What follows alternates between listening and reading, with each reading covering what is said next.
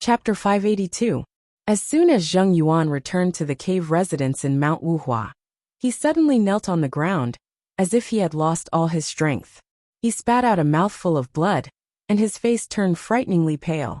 He took out a medicine bottle from his arms, trembling all over, and swallowed almost all the pills in the bottle in one breath. Go to see.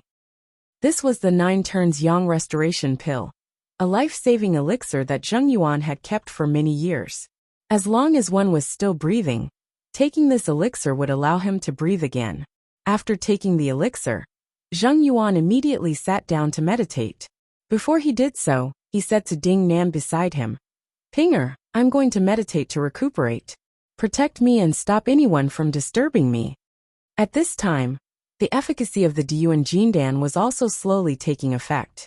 She only felt that her whole body was extremely cold, her head was heavy, her feet were light, and her head was dizzy. She subconsciously responded, but soon after Zheng Yuan entered a meditative state, she staggered and leaned against the wall. Alba, who had been taken back, looked around in horror. She saw that she was in a stone room with several cabinets on the walls. There were all kinds of rare antiques on the cabinets, as well as some exquisite medicine bottles and jars. In the middle of the stone room, there was an altar against the wall. On the altar was a futon, and on the left and right sides of the futon were 2 incense burners. Sandalwood was burning in the incense burners, and an 8 diagrams was hanging on the futon. The whole place was filled with a mysterious and strange oriental atmosphere. Alba felt like she had just had a nightmare. She looked around stiffly and pinched her thigh hard, as if she would wake up from her nightmare after a sharp pain. She would return to the green lawn of the University of Pennsylvania and enjoy the happy and comfortable sunshine again. But reality was extremely cruel. Alba only felt a sharp pain in her thigh, but she was still in this demonic place. Alba thought about how her nightmare had begun since she had decided to come to Mount Huangshan with Chris and John. John had fallen into the abyss, and it was unknown whether he was alive or dead. She had even become a hostage, and there was a language barrier. Her mobile phone had fallen in the panic. How could she escape and regain freedom when she was unfamiliar with this place? For a moment, Alba felt so sad that she almost burst into tears. But at this time, Ding Nan, who had already taken effect, suddenly fell to the ground with a thud. Alba was shocked. She looked back and was surprised to find that both Zheng Yuan and Ding Nan had fallen into a coma. Alba could hardly believe her eyes. She carefully stood up and bowed, like a frightened deer, trying to see if a beast was asleep. After carefully observing Zheng Yuan and Ding Nan for a while, she finally determined that they had indeed fainted. At this time, Alba could not help but be ecstatic. Her heart beat faster for a moment, and she could not help but run out of the cave.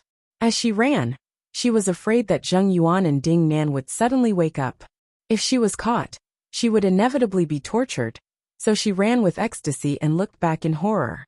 The reason why traditional Chinese medicine believed that fear injures the kidney, anger injures the liver, joy injures the heart, thinking injures the spleen, and sadness injures the lungs, was that when people were most afraid, the blood flow in their bodies would instantly slow down, causing them to feel weak, cold, and even tremble. The human body's own small universe had a strong self-regulation function, so the kidneys would mobilize a large amount of essence qi that was usually stored in the kidneys. Sometimes, if a person's essence qi was mobilized too much, it would lead to death from essence exhaustion, and people would be scared to death. Similarly, when people were ecstatic, their blood would flow too fast in an instant, and their blood vessels would expand. The heart would suddenly bear a huge burden and pressure of blood transport, and suddenly deliver a large amount of blood in a short period of time. This would also cause the heart of the human body's middle dantian to lose a lot of heart qi, which would lead to extreme joy turns to sorrow. Alba was both happy and frightened. Her heart and kidneys suddenly suffered a great loss. Although she had no foundation in cultivation, this stimulation immediately aroused the medicinal effect of the divine qi of elixir. When she ran to the door of the cave, she suddenly fell to the ground without saying a word. After an unknown period of time, Alba woke up from her coma. After waking up, she looked around blankly for a while, but soon jumped up in fear. With this jump, Alba felt as if her whole body was full of strength. She didn't know that she had already inhaled the divine qi of the Diyuan Jindan. Although it was only a little, it was enough to make her whole body undergo earth-shaking changes. The abundance of her essence, qi, and blood had far exceeded that of ordinary people. When people's qi and blood were vigorous, they would also become bolder. Alba glanced behind her and saw that Ding Nan was surrounded by colorful light, which was mysterious and strange. Zheng Yuan's head was constantly steaming with white qi, as if he was an immortal. Alba was stunned. She muttered to herself in horror and curiosity, "Why are these Chinese people so strange? For God's sake, they are so strong. How could they have been beaten so badly more than 100 years ago? Who can tell me why? If Chinese people are so powerful, why haven't they unified the world?" But Alba had no time to think about this question. She turned around and ran out. Zheng Yuan's cave residence was in the depths of Mount Wuhua, and he usually did not allow other disciples to come to his residence. In addition, he was suspicious by nature and had only accepted 2 disciples in his life. Therefore, no one stopped Alba in the cave residence at the back of the mountain, allowing her to run all the way out of the cave. But just as Alba was about to escape, Ding Nan slowly woke up from her meditation. After her Jinqi had been transformed by the divine qi of Panacea, the Niden in her body had condensed and become several times more powerful than before. She let out a long breath, which condensed and did not disperse. Like a sharp arrow, she sprayed it at the wall, but it did not disperse at all. Instead, with a thud, it sounded like an iron hammer hitting the wall. Ding Nan was startled by the sound and opened her eyes. But as soon as she did so, she found that Alba had disappeared from the cave. Shocked and furious, she immediately chased after her and flew into the air to look for Alba's figure from a high vantage point. Alba had not escaped for long before she was immediately found by Ding Nan. Ding Nan sneered and immediately chased after her. In the blink of an eye, she appeared beside Alba and sneered, "Where are you going?" When Alba saw Ding Nan suddenly appear, she was so scared that she trembled all over. The courage she had gathered just now suddenly collapsed and disappeared. She pleaded loudly, "Please, for God's sake, let me go. How much money do you want? I'll give it to you." Ding Nan had followed Zhou Qin to the upper class in the past, so she had specially practiced fluent English. As soon as Alba spoke, she frowned and replied in the same English, "Who wants your money?" Alba was overjoyed to see that Ding Nan's English was extremely fluent. She quickly begged again, "Oh my God, your English is so good. You are really a beautiful lady. Can you be merciful and let me go back? My parents and family will be very worried about me." Ding Nan's heart skipped a beat. She couldn't help but think of her parents, and for a moment, she felt sorry for them. Seeing the hesitation in Ding Nan's eyes, Alba knew that she was a little soft-hearted, so she said, "If you let me go back, I won't tell anyone what I saw, including John's death and everything else. I will." This sentence immediately made Ding Nan vigilant. Suddenly it occurred to her that John had died, so to speak, by her own hand. Ding Nan had been cultivating for a period of time, and she also understood the rules of the cultivation world. That was, things that happened in the cultivation world should be solved within the cultivation world.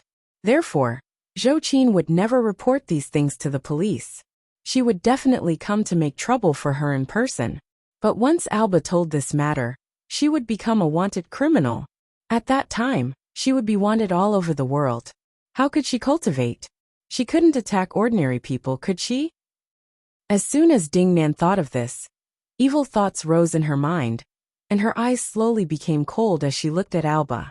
Seeing that Ding Nan's eyes were getting colder and colder, Alba was frightened and subconsciously wanted to turn around and run away. However, Ding Nan sneered, reached out and grabbed her neck. She picked her up like a chicken and said, "Come back with me." Although Alba struggled desperately, how could she break free from Ding Nan's hands? The poor cheerleader was dragged back by Ding Nan like an animal. When she saw that she had returned to this dark and cold stone room, she suddenly burst into tears and despair. Although Ding Nan did not intend to let her go, seeing her crying like a pear blossom in the rain, she couldn't help saying, "Don't cry. I won't hurt you, as long as you're obedient." Alba cried, "What did I do? Why won't you let me go?" What did I do wrong? At first, Ding Nan listened quietly, but when she heard Alba keep repeating these words, she finally couldn't help but roar loudly. You're asking me? Who should I ask? What did I do wrong? Why did I end up like this, making the man I love hate me so much that he wants to kill me with his own hands? Answer me why? Alba was frightened by Ding Nan's roar. For a moment, there were still tears on her face. She stared at her blankly, unable to speak. At this time, Zheng Yuan seemed to be alarmed by Ding Nan's roar, and woke up from his meditation. Although his face was still gray, it was much better than before. After taking a deep breath, he said in a hoarse and tired voice, Pinger, what happened? What did you shout just now? Ding Nan forced a smile and said, Master, are you awake? It's nothing. I was quarreling with this foreign girl. She wants to go back. Go back.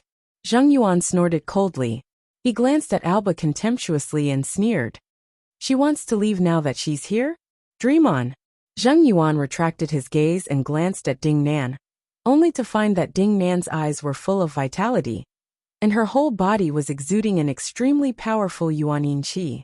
He was surprised and couldn't help saying, Pinger, your cultivation has increased greatly. Ding Nan naturally knew that it was because she had absorbed the spiritual qi of the elixir of life. She smiled flatteringly and said, It's all thanks to you, master. It's all thanks to me? Zheng Yuan was not a fool. He hadn't noticed the abnormality of the Diyuan Jindan being slapped into a mortal mist before. But at this time, Ding Nan's cultivation had suddenly soared, and she was about to reach the top level of the Yang spirit realm. If he still couldn't react to such a strange cultivation speed, it would be a waste of his cultivation. Shocked and angry, Zheng Yuan cried out involuntarily, That cloud of smoke is the spiritual qi of the elixir of life? You also absorbed it? Li Jiandong and the others also absorbed it. Ding Nan saw the shock, anger, and jealousy in Zheng Yuan's eyes. Her heart skipped a beat, and she quickly knelt down and said in a trembling voice, Master, I didn't mean to. At that time I just... Zheng Yuan looked at Ding Nan in front of him with a gloomy expression. He was so jealous and hateful that he almost bled. He just wanted to drain all the blood in her body in an instant, and then dig out all the spiritual qi in her body for his own enjoyment. However, the medicinal power of the Diyuan Jindan dissolved very quickly, and Ding Nan was a rare good furnace. Soon the medicinal power was completely dissolved. It was too late for him to do anything else. Since it was over, Zheng Yuan could only suppress the jealousy that was gnawing at his heart. He forced a smile and said, Good Pinger, this is also your own good fortune. I am not as good as you. Ding Nan was extremely good at observing people's expressions. Just now, she had even noticed a flash of murderous intent in Zheng Yuan's eyes. She was shocked and wanted to resist, but Zheng Yuan had accumulated power for a long time, and had an extremely overbearing powerful magical weapon in his hands. Although she had the threaded hairpin of soul traversing, she didn't know many magic. If they really fought, she would definitely be in danger. At this critical moment, Ding Nan thought quickly and immediately said with a charming smile, Master, if I'm good, isn't that good for you? Her words made Zheng Yuan's heart skip a beat. He saw that the beautiful Ding Nan was pleasing him with a charming smile on her face. He thought to himself, Yes, as the leader of the Yin-Yang sect, isn't he best at the art of the Yin and Yang integration in the bedroom? Zheng Yuan laughed and said, Good Pinger, you're right. If you're good, isn't that good for me? I'll try the Yin and Yang integration with you. Let me experience the magical power of the spiritual qi of the elixir of life. When Ding Nan suddenly heard this, she wanted to slap herself in the face. Her face suddenly stiffened, and her hand unconsciously reached for the threaded hairpin of soul traversing behind her. She gritted her teeth and thought to herself, This old pervert finally can't stand it anymore. If you dare to touch me, I'll die with you. Chapter 583. Zheng Yuan was also a shrewd man. When he heard that Ding Nan was going to practice the yin-yang integration technique with him, his expression suddenly changed, and his eyes showed strong resistance and hostility. Go to the internet. For a moment, Zheng Yuan was very suspicious. LV Fengping used to be a very coquettish woman, She had always been very active in practicing the yin-yang integration technique, but since she had occupied this body, her temperament had changed greatly. Is she Pinger or not? Zheng Yuan looked at Ding Nan in bewilderment. His eyes narrowed more and more, and a strong killing intent gradually appeared in them. Seeing Zheng Yuan's reaction, Ding Nan's heart suddenly trembled. She knew that she was no match for him, even though he was seriously injured at this time. Who knew what other tricks he had up his sleeve? Ding Nan had an idea and immediately said with a charming smile, "Master, do you want to practice the yin-yang integration technique with Pingo? That's great. But..." Zheng Yuan stared at her coldly. "But what?" Ding Nan nestled up to Zheng Yuan in an enchanting manner and said charmingly, "Master, your body is so weak now. Aren't you afraid that I'll suck you dry?" Zheng Yuan stared at Ding Nan. After a long time he laughed and said, "Do you think I'm old?" Ding Nan smiled charmingly and said, "Of course I'm old, but Pinger is worried about you. As the saying goes, beauty is a source of calamity." Seeing Ding Nan acting coquettishly, Zheng Yuan's original doubts suddenly dissipated a lot. He laughed and said, "What you said is not unreasonable." As he spoke, he looked at Alba, only to see that although Alba was a Western woman, her pelvic bones were tightly locked, and her eyebrows were not open. Obviously, she was a virgin. What was more rare was that her eyes were full of vitality. In addition, she didn't know any cultivation techniques, so she was simply the best cauldron for plucking. Zheng Yuan was overjoyed and said with a smile, "Well, I'll let you go today. I want to have a taste of this foreign girl today." As he said this, he got up and walked toward Alba step by step. Although Ding Nan had successfully dispelled Zheng Yuan's doubts, she hadn't expected that he would change his target and target Alba again. She was shocked and shouted, "Master." Zheng Yuan tilted his head slightly and said meaningfully, "Why do you think I can't deal with a girl who hasn't even reached the Zhuji phase?" When Ding Nan heard this, she suddenly swallowed the words that were about to come out of her mouth. She forced a smile and said, "Master, what are you talking about? I mean, the Caucasian is very powerful. Be careful." He walked over to Alba, grabbed her chin with one hand, and said with a proud smile, "Little girl, serve me well. Maybe if I'm happy, I'll accept you as my disciple." After that, he took Alba, and was about to walk into the inner room. Alba was not a fool. Although she couldn't understand the conversation between Ding Nan and Zheng Yuan, she could see the look in the man's eyes when he was beastly. She suddenly struggled violently, and shouted at Ding Nan in horror, "Help, help me!" Ding Nan watched helplessly as Alba was carried on Zheng Yuan's shoulder, and taken into the inner room. She gritted her teeth, and turned her face away, not wanting to watch the scene anymore. However, Alba's cries kept coming from the inner room, cutting Ding Nan's eardrums and heart like a sharp knife. "Help! Oh my God, is no one going to save me? Don't you have any brothers and sisters? If one day you see them being insulted like this, will you stand by and watch? Didn't you promise me that you wouldn't hurt me? You liar! You liar! You just said that you have a man you love. Do you know why he hates you? Just because you did such a thing. Do you still have any humanity? Do you still have a conscience? If he knows what you've done, how will you face him in the future?" Alba's screams almost tore Ding Nan apart. She instantly remembered that she had planned to frame Zhou Qin, but she had been framed by Zhou Qin. She had cried in despair in the room. Ding Nan suddenly seemed to understand why Zhou Qin had suddenly turned around at that time, and saved her from the clutches of He Xiao. Could it be because I had cried and said something like, "How will you face him in the future?" Ding Nan's heart trembled violently. There seemed to be a voice in her mind shouting crazily, "If he finds out what you've done in the future, do you still expect him to look you in the eye? It's useless. Even if you become a golden immortal, it's useless. Li Yundong won't even look at you," she thought. At this moment, Alba suddenly let out a miserable scream. Ding Nan suddenly trembled all over. She gritted her teeth, immediately took out the threaded hairpin of soul traversal, and rushed into the stone room. However, when Ding Nan rushed to the door, she suddenly stopped in her tracks. She took a deep breath and quickly calmed down. She even unbuttoned 2 buttons on her chest, revealing a snow-white chest and a deep ravine. After Ding Nan tidied herself up, She walked into the stone room and saw Zheng Yuan panting as he dealt with Alba, who was struggling hard. If it had been in the past, Alba would have been exhausted long ago, but she had just been transformed by the Diyuan Jindan, so her strength was far greater than that of an ordinary person. In addition, Zheng Yuan had been seriously injured before, and he was unwilling to waste his essence qi to control Alba with magic. As a result, he had forced himself on her and made himself quite embarrassed. Zheng Yuan felt someone coming from behind him.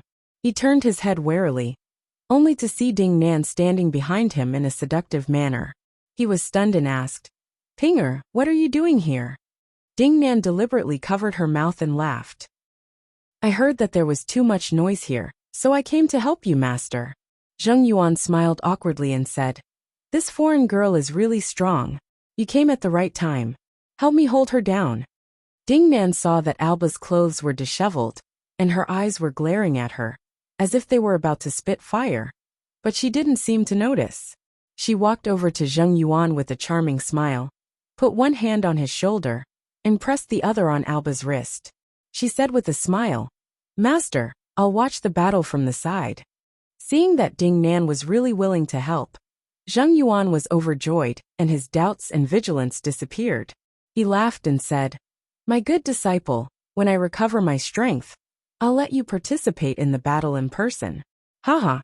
With Ding Nan's help, Zheng Yuan was about to get carried away when he suddenly felt a numbness in his waist. He couldn't help looking back at Ding Nan and touching his back. With this touch, Zheng Yuan felt a cold metal object. Of course, Zheng Yuan knew what it was.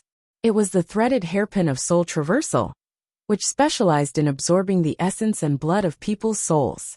Zheng Yuan's whole body trembled.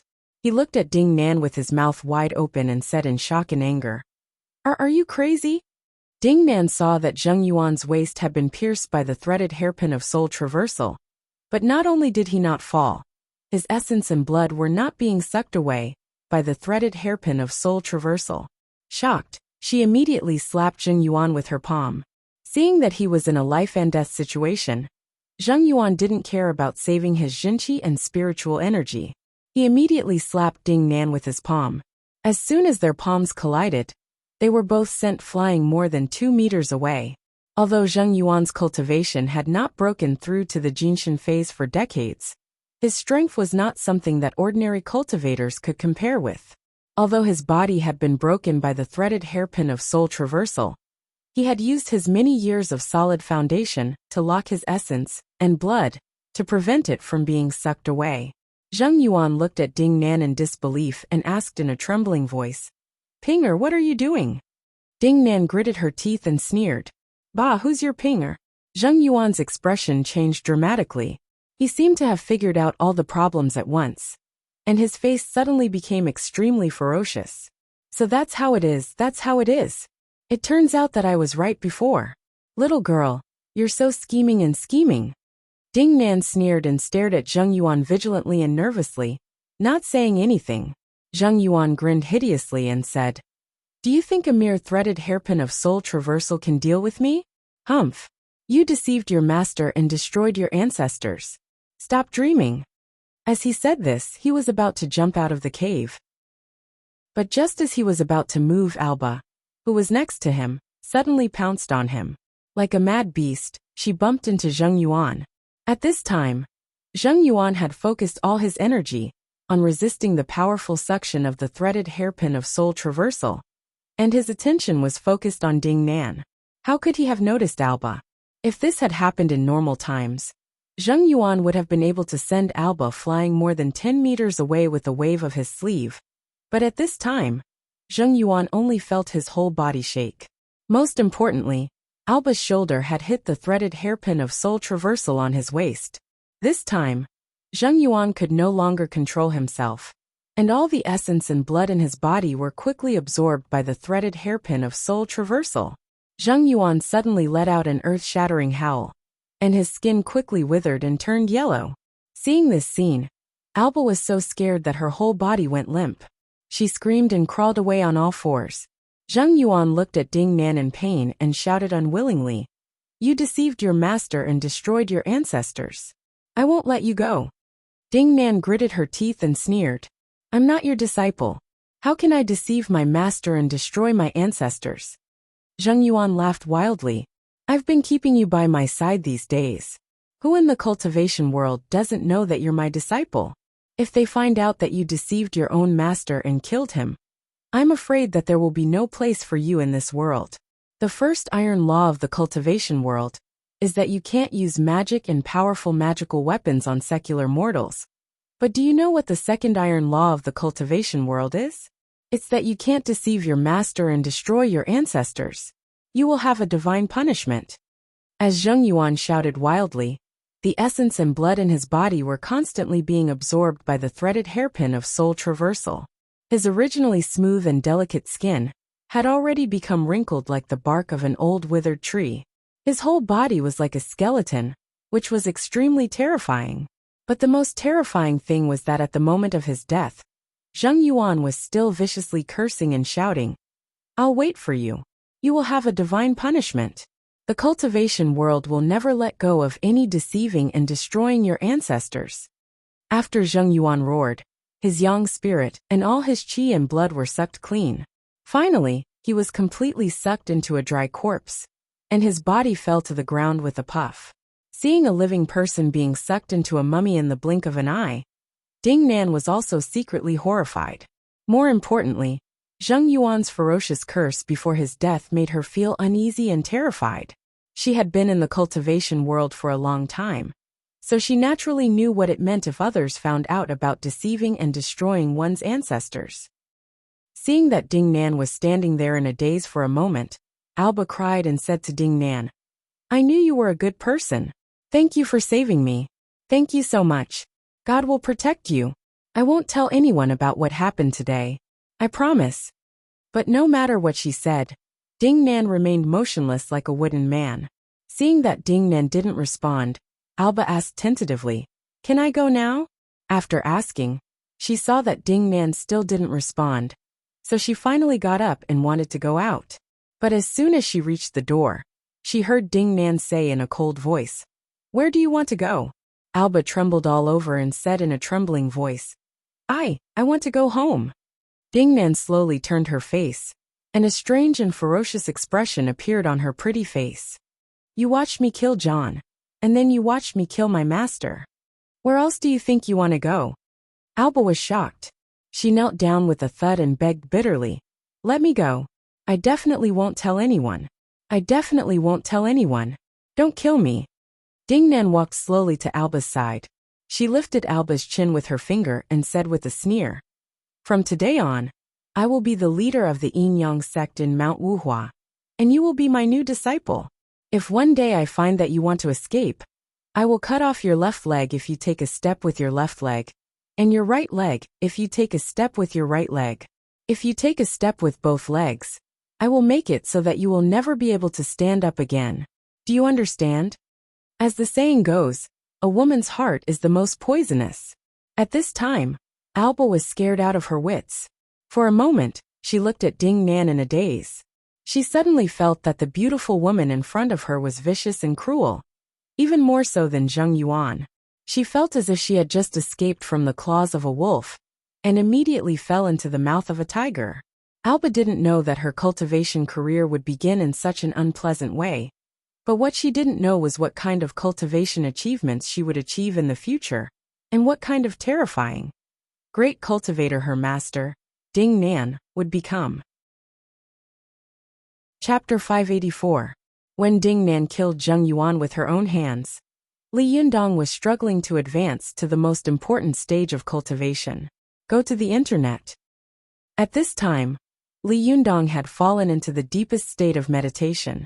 His whole body was surrounded by dazzling colorful brilliance, which was sometimes strong and sometimes weak. Ao Wushuang looked at him with bright eyes, looking quite nervous. Ao Wushuang knew that the Zhuji phase was a threshold to distinguish ordinary people from cultivators. Shintong was the threshold to distinguish an ordinary cultivator from a master cultivator, and Jinshin was the threshold to distinguish ordinary cultivators from great cultivators. Since ancient times, there have been countless cultivators in the Chinese cultivation world, but there were very few who had really cultivated to the Jinshin phase. In all dynasties, there had been cultivators who had cultivated to the Jinshin phase. They were all respected as great cultivators in the cultivation world, and the emperor would also look up to them. In the Song, Yuan and Ming dynasties, the leaders of the Zhengyi school and the Qianjin school would be called Great Jinren by the emperor. Chinese people like to be big and happy, and they like to use the word big in almost everything. However, in the cultivation world, there were many people who called each other Jinren or cultivators, but it was rare to have the word big in front of it. In the cultivation world, there was a saying that when the word one and big were combined, it was called heaven, which meant that when a cultivator cultivated to the great cultivator realm, he would have the power to fight against heaven.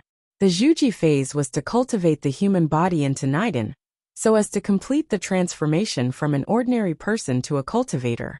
The Shentong was to give cultivators special power to cast spells. The Yang spirit was to give cultivators the ability to transcend life and death.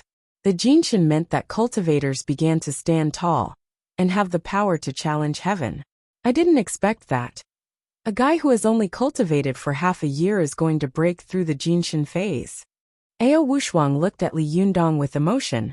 She stared at him for a long time, and then moved her eyes to Su Chan. At this time, Su Chan had already shown her fox body. She lay quietly in a small corner, her body curled up into a ball, and her huge red fox tail almost covered her whole body. The end of her tail was slowly growing, from 3 tails to 4 tails, and from 4 tails to 5 tails. Ao Wushuang knew that although the cultivation of foxes was the same as that of humans, there were 9 levels of heaven.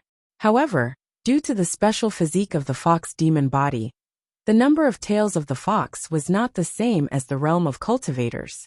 For foxes, the 2 most difficult hurdles were the 3-tailed and 8-tailed ones. From a 2-tailed fox spirit to a 3-tailed demon fox, this meant that foxes could transform into human form and use the human body to cultivate further. If any species wanted to cultivate to a higher realm, they must first cultivate from their original form into a human form. This was because all living things in the world were born, and humans were the spiritual beings of all living things. Cultivating would yield twice the results with half the effort. A fox with 3 tails was equivalent to the Shentong realm of a cultivator, and could use all kinds of magic or demonic arts. Breaking through to 4 tails meant breaking through to the primary Yin spirit realm of a cultivator.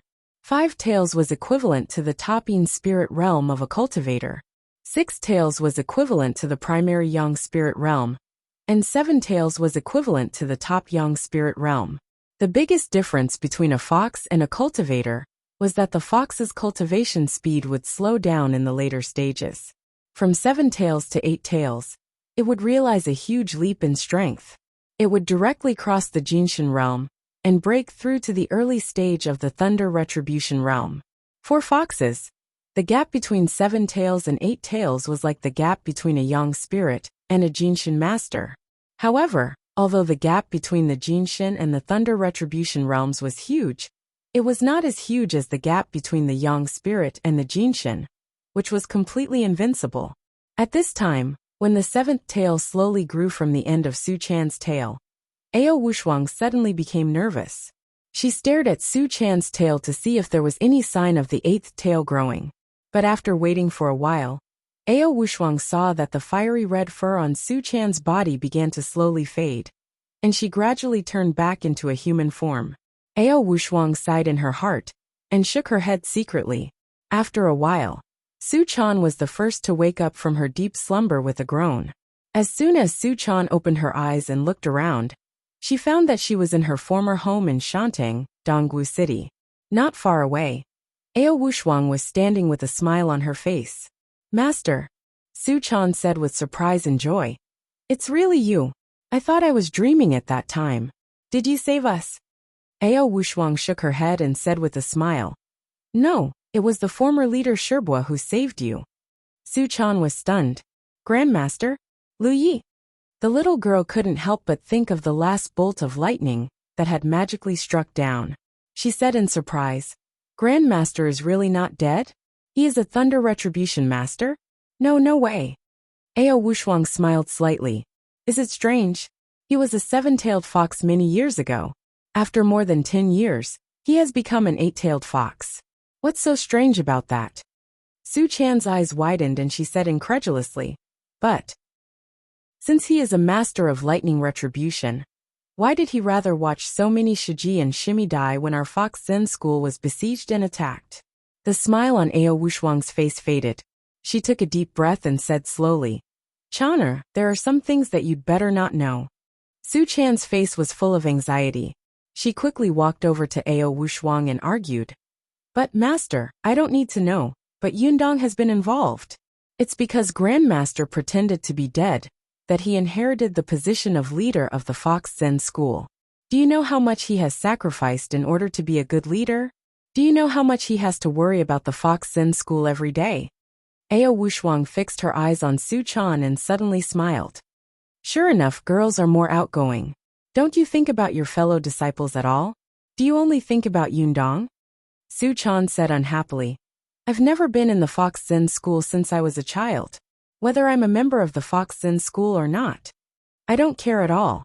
I only care about Yundong. Where is Grandmaster? I want to see him. Why did he pretend to be dead? This is tantamount to the death of many Shiji and Shimi. And Yundong has been implicated. How many times has he been scolded? Because he is the leader of the Fox Zen school. If he weren't the leader of the Fox Zen school, I don't know how respected he would be now. Ao Wushuang sighed softly and said, Silly girl, don't be silly. Even if he doesn't want to be the leader, as long as he is with you, he will still be scolded. Do you think that since ancient times, few people who have been a couple with us fox spirits have had a good ending? Su Chan said unhappily. Anyway, I'm going to ask Grandmaster. Even if he doesn't give the Fox Zen school an explanation, he has to give Yundong one. With that, she was in a hurry to go out. However, Ao Wushuang glared at her unhappily and shouted in a low voice, Where are you going? Where are you going to find him? Do you know? I don't know. Su Chan opened her mouth and swallowed her words helplessly.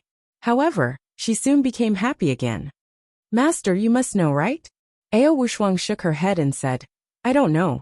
Now he is being watched by the bald donkeys of Shiyuan Temple and Jinshan Temple every day. He takes them around in circles all day long. I can't find him unless he contacts me. Su Chan was stunned. Shiyuan Temple and Jinshan Temple? Why are they watching Grandmaster? Ao Wushuang sneered and said, Humph! How dare they not keep an eye on the eight-tailed fox? With Ao Wushuang's nine-tailed fox as an example, how dare they be careless? What if Lu Yi reaches the realm of the nine-tailed fox? Su Chan asked in confusion, but I've seen the abbot of Shiyuan Temple. Master Purin is an eminent monk. He shouldn't be such a person who can't distinguish between good and evil. Could it be that Grandmaster did something? Ao Wushuang immediately shook her head and said, Chaner, don't ask anymore. Grandmaster has his own difficulties. If he wants to pretend to be dead, he has no choice. Besides, even if you don't believe him, you should believe me, right? Don't worry, he won't hurt you. Don't ask anymore. All you know is that Grandmaster is still alive and he saved you. Su Chan lowered her head. She hesitated for a long time, then suddenly raised her head and asked, Master, can you tell Yundong about this? Ao Wushuang said flatly, No. Su Chan immediately jumped up and said in surprise, Why not? What happened in Mount Qingqing last time was aimed at Yundong, but you didn't let me tell him. Why can't I tell him this time? Ao Wushuang shook her head like a rattle drum. She said, Chaner, you have to believe me. I won't hurt you. He is your lover, and I won't hurt him. If he finds out, it will be a disaster for him. Nothing good will happen. Su Chan said angrily, But if you hide it from him like this, what if something happens? How will he deal with it? Ao Wushuang said, He has now broken through the biggest gap between cultivators and broken through to the Jinshin phase. Although he is only at the primary level of the Jinshin, he has the Dharmakaya of the reincarnation of Wisdom King, the Mantra Mahamudra, and other powerful magical weapons. The power of the Jinshin will double. Even if he meets a top master of the Jinshin, he will have the power to fight. When he reaches the intermediate level of the Jinshin, He can even fight against a master of the thunder retribution. Hey, since ancient times, the yang spirit can't beat the jinshin. This is an iron law. But there has never been a saying that the jinshin can't beat the thunder retribution. Ao Wushuang's face gradually softened. She said softly to Su Chan, "So don't worry. Your Yundong will be fine. I did this for your own good." Su Chan looked at Ao Wushuang in a daze and asked in confusion, "But master, why didn't you tell Yundong about these things for my own good?" Ao Wushuang gently stroked Su Chan's hair and said with a smile, "You'll know in the future. For now it's better for you not to know. The only thing you know is that I will never hurt you." Su Chan stared at Ao Wushuang and saw that her eyes were full of pity and love. After all, she had been brought up by Ao Wushuang since she was a child. Her trust and dependence on her were almost instinctive. Although her heart was full of doubts, she still nodded slowly. But she still said worriedly, "Master, you can't hurt Yundong." Ao Wushuang chuckled. Just as she was about to speak, she saw Li Yundong exhale and wake up slowly. The colorful light around him gradually condensed into a ball of golden light, enveloping his body, as if his whole body was plated with a layer of gold. Ao Wushuang smiled slightly and said, "Your golden lover has woken up." Seeing that Li Yundong had woken up, Su Chan immediately put all the questions in her mind to the back of her mind for the time being. She rushed over with a cheer and said with a smile, "Yundong, you're awake." Li Yundong saw Su Chan, who was smiling sweetly, rushing toward him like a swallow flying into the forest. He caught the little girl and looked around in surprise. Then he said to Ao Wushuang, who was not far away, in even more surprise, "Senior Ao Wushuang, why are you here? Why am I here? Did you save us?" Ao Wushuang smiled and said noncommittally, "I didn't expect that you would get a blessing in disguise. You smashed the 3 Diyuan Jindans and shared them with others. Although the efficacy of the medicine has decreased a little, it has created several Jinshin masters at the same time. What an anomaly." Li Yundong smiled and said with a sigh, "I didn't expect it to be like this either. Fate makes fun of people." As he said this, Li Yundong couldn't help asking, "Senior Ao Wushuang, did you also use heavenly thunder to drive Su Ling away?" Ao Wushuang smiled and was about to speak when she saw that Zi Yuan and Zhou Qin next to her had also woken up one after another. Su Chan was overjoyed and said, "Ah, Sister Zi Yuan and Sister Zhou Qin are both awake. Have they also reached the Jinshin phase?" As she spoke, Chris, who was beside her, also let out a groan. A layer of white mist surrounded the top of her head, condensing and evaporating from the Baihui acupoint. Seeing that they had woken up one after another, Li Yundong put this question aside for the time being. He looked at Zi Yuan and Zhou Qin with concern, and then turned his eyes to Chris. Facing this blonde foreign girl who had always vowed to worship him as her master, Li Yundong suddenly felt very conflicted. Chris, who was in front of him, had obviously also inhaled the divine aura of elixir. Although the amount was not much, it had completely changed her physique. It was just like when he had been cleansed by the Renyuan Jindan. If she could cultivate, she would be able to break through the Zhuji phase, Yang spirit phase, and even go straight to the Jinshin phase. Such a good seedling who was so eager to cultivate. Should he accept her as a disciple? Li Yundong fell into hesitation for a moment. I'm in a very bad state. I owe everyone one update. I'll make it up to you later. Chapter 585.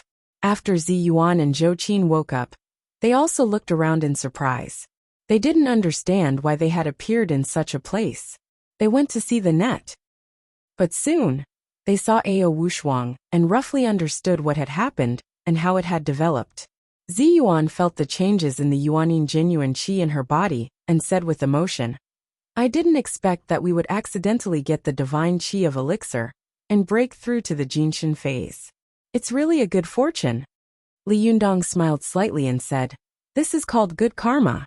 Look at Zheng Yuan and Lingkong Shuangdao. They tried their best to snatch the Diyuan Jindan, but they were destined not to have a share." Zi Yuan thought of Zheng Yuan's method of harming others without benefiting himself. She shook her head and smiled. "If Zheng Yuan knew that what he did had benefited us, I'm afraid he would die of anger." Li Yundong snorted and said, "Next time I see this old guy, I must deal with him on behalf of God." Zhou Qin suddenly said, "I wonder how Alba is doing." Speaking of Alba, everyone in the room looked at Chris. At this time, Chris also woke up slowly and let out a long breath. This breath condensed and sprayed on the wall like a sharp arrow. Su Chan, Zi Yuan, and Zhou Qin looked at each other, and a thought came to their minds. Chris has also inhaled the divine chi of elixir. What about Alba? What should Li Yundong do?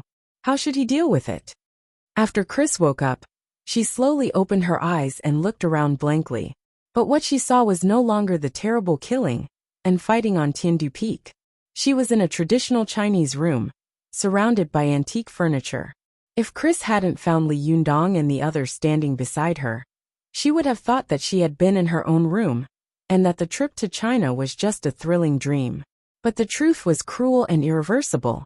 Chris opened her mouth as if she had 1,000 words to say, but in the end, she just said blankly, "Am I still alive?" Zhou Qin, who had always been very sympathetic to Chris, said softly, "Chris, you are still alive. Don't worry, you are safe now." Chris glanced at Zhou Qin, and her eyes involuntarily fell on the Vulcan's whip wrapped around her waist. Then, her eyes fell on Li Yunyang and Zi Yuan.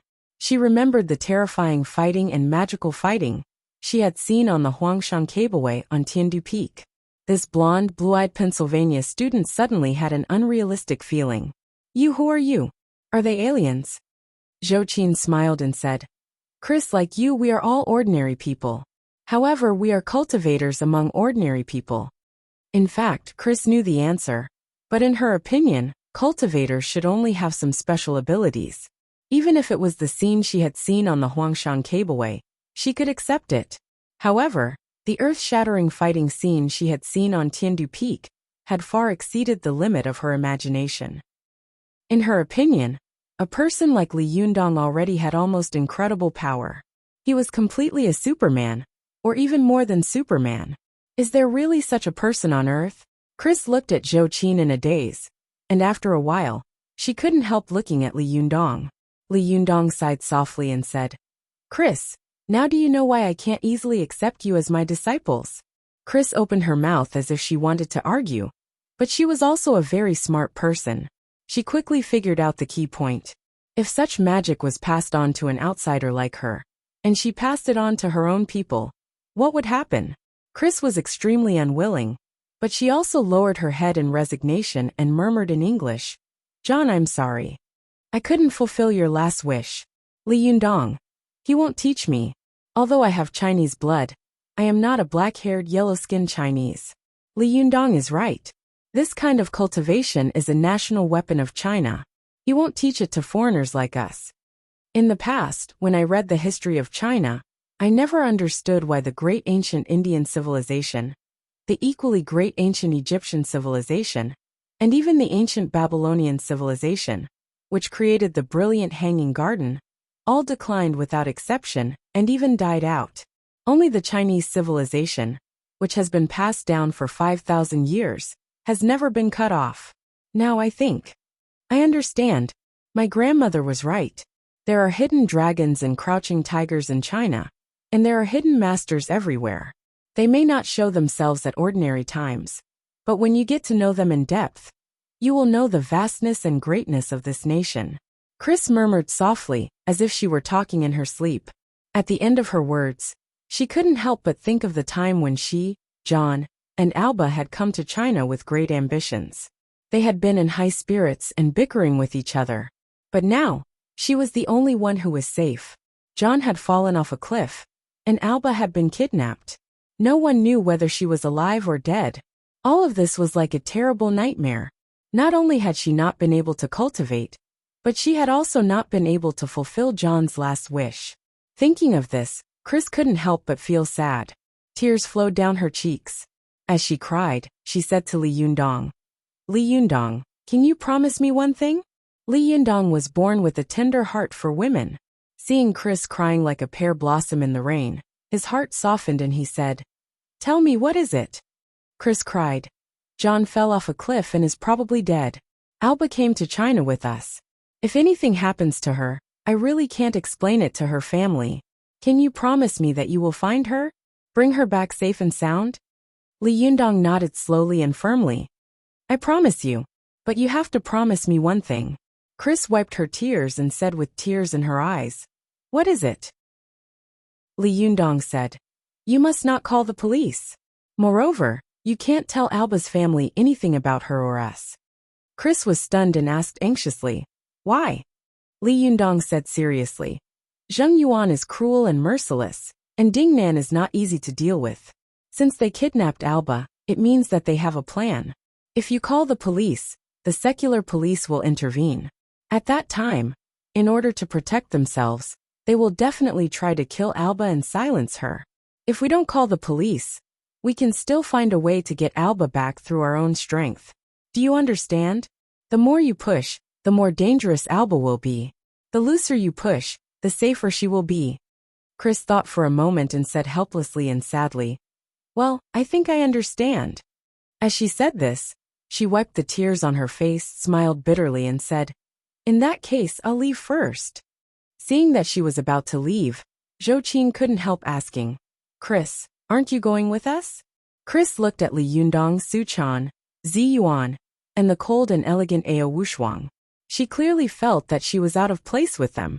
She shook her head in disappointment and said desolately, No, I have to go to Mount Huangshan again. Maybe I can find John's body. I have to take it back. Her words made the atmosphere in the room heavy and sad. Even Su Chan, who had rejected Chris, felt her heart soften for a moment. She looked at her leaving figure and felt sorry for her. Seeing her turn around and walk to the door, Li Yundong suddenly asked, Chris, can you answer me? Why do you want to cultivate? Chris suddenly stopped. She was lost in thought for a long time before she turned around and said with a bitter smile, At first, I was just curious, especially when my grandmother told me that there were mysterious people in the distant and mysterious China who had the art of immortality. At that time I was very curious. Was there really a way to live forever in this world? With this suspicion in mind, I returned to this land, but what happened next changed my opinion. I no longer want to cultivate for the sake of immortality. I'm just curious about where this power comes from. Why are people so strong? Chris said softly. The one who wants to cultivate the most is John. His desire for power is strong, and he wants to know the answer to all this more urgently than I do. But now that he is gone, his will has fallen on my shoulders. I have the obligation and responsibility to figure it out for him. What is cultivation? This is for myself, but also for him. Chris's words made everyone in the room fall into silence with different expressions. Zi Yuan, Su Chan, and Ao Wushuang were born cultivators. They were born in the cultivation world, and took all this for granted.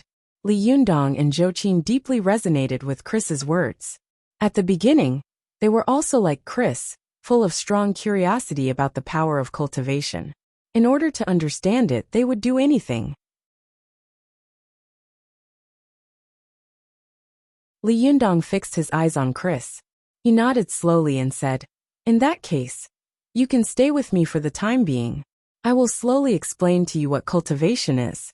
It can be regarded as a little compensation for John. Chris was stunned, and then her eyes widened, as if she had been saved from a desperate situation. In despair, she suddenly saw the dawn of hope. She said in a trembling voice, You agree to accept me as a disciple? Li Yundong smiled slightly and shook his head. No, I just promise you that I will slowly tell you what cultivation is all about. But I can't accept you as a disciple for the time being. You can hang your name in my sect first. You can be regarded as a registered disciple, not an official disciple. Chris was familiar with China. She knew that there was only a thin line between a registered disciple and an official disciple. Since Li Yundong had agreed today, as long as she worked hard to cultivate with him in the future, she would be able to achieve her wish one day. Chris was overjoyed. She was about to kneel down and kowtow, but Li Yundong quickly stopped her in mid-air and held her body a few meters away. Li Yundong smiled and said, Don't worry. If God really wants you to be my disciple, this kowtow can be done later. When Chris saw that Li Yundong's hand had stopped her from kneeling, she was in awe and admiration. She lowered her head and said, Okay, master. Li Yundong waved his hand and said with a smile, Don't call me master. You can call me Li Yundong. Chris thought for a moment and shouted, Then I'll call you Master Li, okay? Li Yundong saw that she was stubborn, but this was a compromise, so he nodded with a smile. Just as he was about to continue speaking, he saw Su Chan gently tugging at the corner of his clothes and winking at him.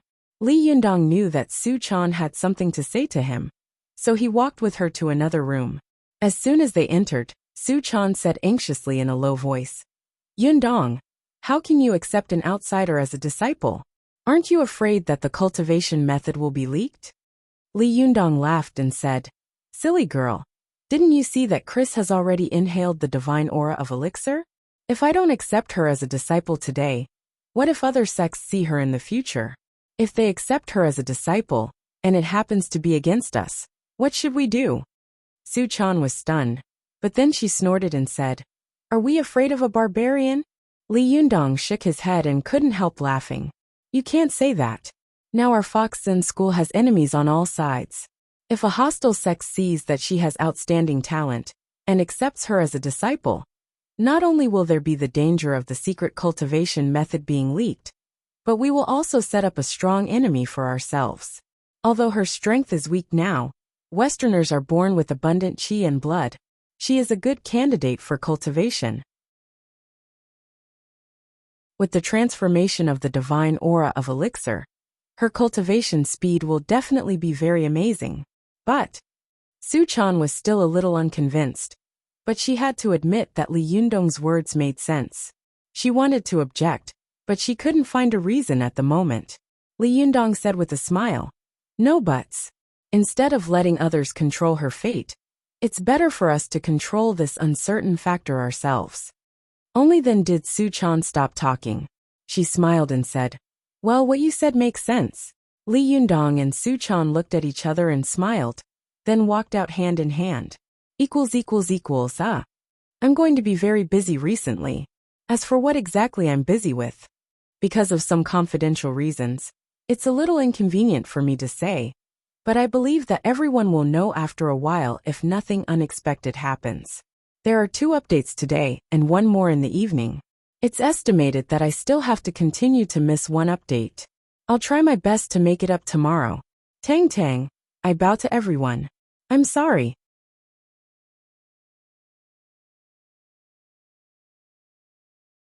Chapter 586. When Li Yundong took Chris and the others back home in Tianan City, it was already the next morning. The little foxes, who had just gotten up, had no idea that something that could change the whole situation of the cultivation world had happened last night. Watch net. 7K. OM. When they saw Li Yundong come back with Chris, they all looked at her curiously and whispered to each other. After Li Yundong gave Chris a few instructions, Chris returned to the room that Li Yundong had arranged for her. Ziyuan winked at Li Yundong. After Li Yundong and Ziyuan entered their room, Ziyuan whispered, Li Yundong, do you feel strange? Li Yundong smiled and said, What's strange? Ziyuan said, Who on earth struck that heavenly thunder? It's not you, it's not me. Could it be Ao Wushuang? Only a master of thunder retribution can control such a powerful heavenly thunder. Is Ao Wushuang an 8-tailed fox? Li Yundong's face darkened slightly. He said, I also thought of this, but when I asked Ao Wushuang, she avoided talking about it. I feel like she's hiding something from me. Ziyuan frowned slightly. What could she be hiding from us? Since you want to save us, why are you hiding? After a while, he suddenly raised his head and said in a low voice, Could it be Lu Yi? Ziyuan's heart skipped a beat. Her eyes lit up and she exclaimed in a low voice, It's very possible. But she quickly frowned and said, But why won't he show up? Is he plotting something? Li Yundong thought for a moment and said, Don't worry about him. Any conspiracy in this world is based on strength. As long as we are strong enough, it doesn't matter how many schemes we have. Was Yan Feng's means powerful enough? But why did he fail again and again? It was all because he wasn't strong enough. Now that we are lucky enough to obtain the divine aura of elixir, and have broken through to the golden body realm, we should strike while the iron is hot, and further achieve a breakthrough in our cultivation. The inauguration ceremony of the head of the Lingong sect will be held in a while. At that time, spring would arrive. Once spring arrives, it will be the best time to undergo the lightning tribulation. Seeing that he still remembered the affairs of his sect at this time, Ziyuan felt warm in her heart. She smiled slightly and said, "The affairs of our Lingong sect are just a trivial matter. The most important thing now is that you must be on guard against the provocations and challenges of other sects that may come at any time. I believe that before long, everyone in the cultivation world will know that we have obtained the Diuanjindan. At that time, although the cultivators in the world may not immediately come to kill us, there will definitely be a lot of jealousy and hatred." Li Yundong chuckled and said, "The divine chi of elixir has long been melted into the bloodline. They can't snatch it even if they want to. The only thing I'm worried about is a few things. The first is the whereabouts of the Medicine King tripod. I don't know who has it." Ziyuan nodded slightly and said, "The Medicine King tripod is the supreme magical weapon of our Taoist alchemy. With it, even if you can't refine Renyuan Jindan or Diyuan Jindan, it will still be a very good furnace for refining other elixirs. The success rate and production rate will be many times higher than that of ordinary pill tripods. It would be great if we could find the Medicine King tripod first." Li Yundong pondered for a moment and then said, "You're right. The second thing is that I want to cultivate in seclusion immediately and maximize the efficacy of the elixir. But I'm very worried that John and Alba's families will come to China, which will cause a lot of trouble. Therefore, I haven't decided for the time being whether I should go to Mount Wuhua to snatch Alba back and get rid of Zheng Yuan, the big devil, or go into seclusion for the time being and digest the elixir first." Ziyuan thought for a moment and said, "The Diyuan Jindan only appears once in 500 years. It's a rare opportunity. You'd better go into seclusion first. If there's anything else, leave it to others to deal with." Li Yundong said with some embarrassment, "But Chris wants to go to Mount Huangshan to find John. She can't do it without someone accompanying her. Are you going with her? You've all absorbed the divine chi of elixir. Wouldn't it be a waste if you don't go into seclusion?" Ziyuan also frowned in embarrassment.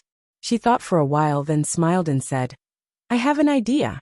Go find your classmate Feng Na and ask her to accompany Chris. With a secular person by her side, even if a cultivator wants to do something to her, he will be afraid. It's best to ask her to find a few more people. The more people there are, the safer Chris will be." Li Yundong laughed and said, "That's a good idea. Let's do that." Li Yundong quickly went out, picked up his mobile phone, and dialed Feng Na's number. After the phone was connected, Feng Na said in surprise, "Oh my God, this is the first time you've taken the initiative to call me. Did the sun rise from the west? Dragon God Hero, what's the matter?" Li Yundong laughed and said, "Can't I call you if I have nothing to do?" Feng Na smiled and said, "Come on, you don't come to the temple for nothing. Tell me what's the matter."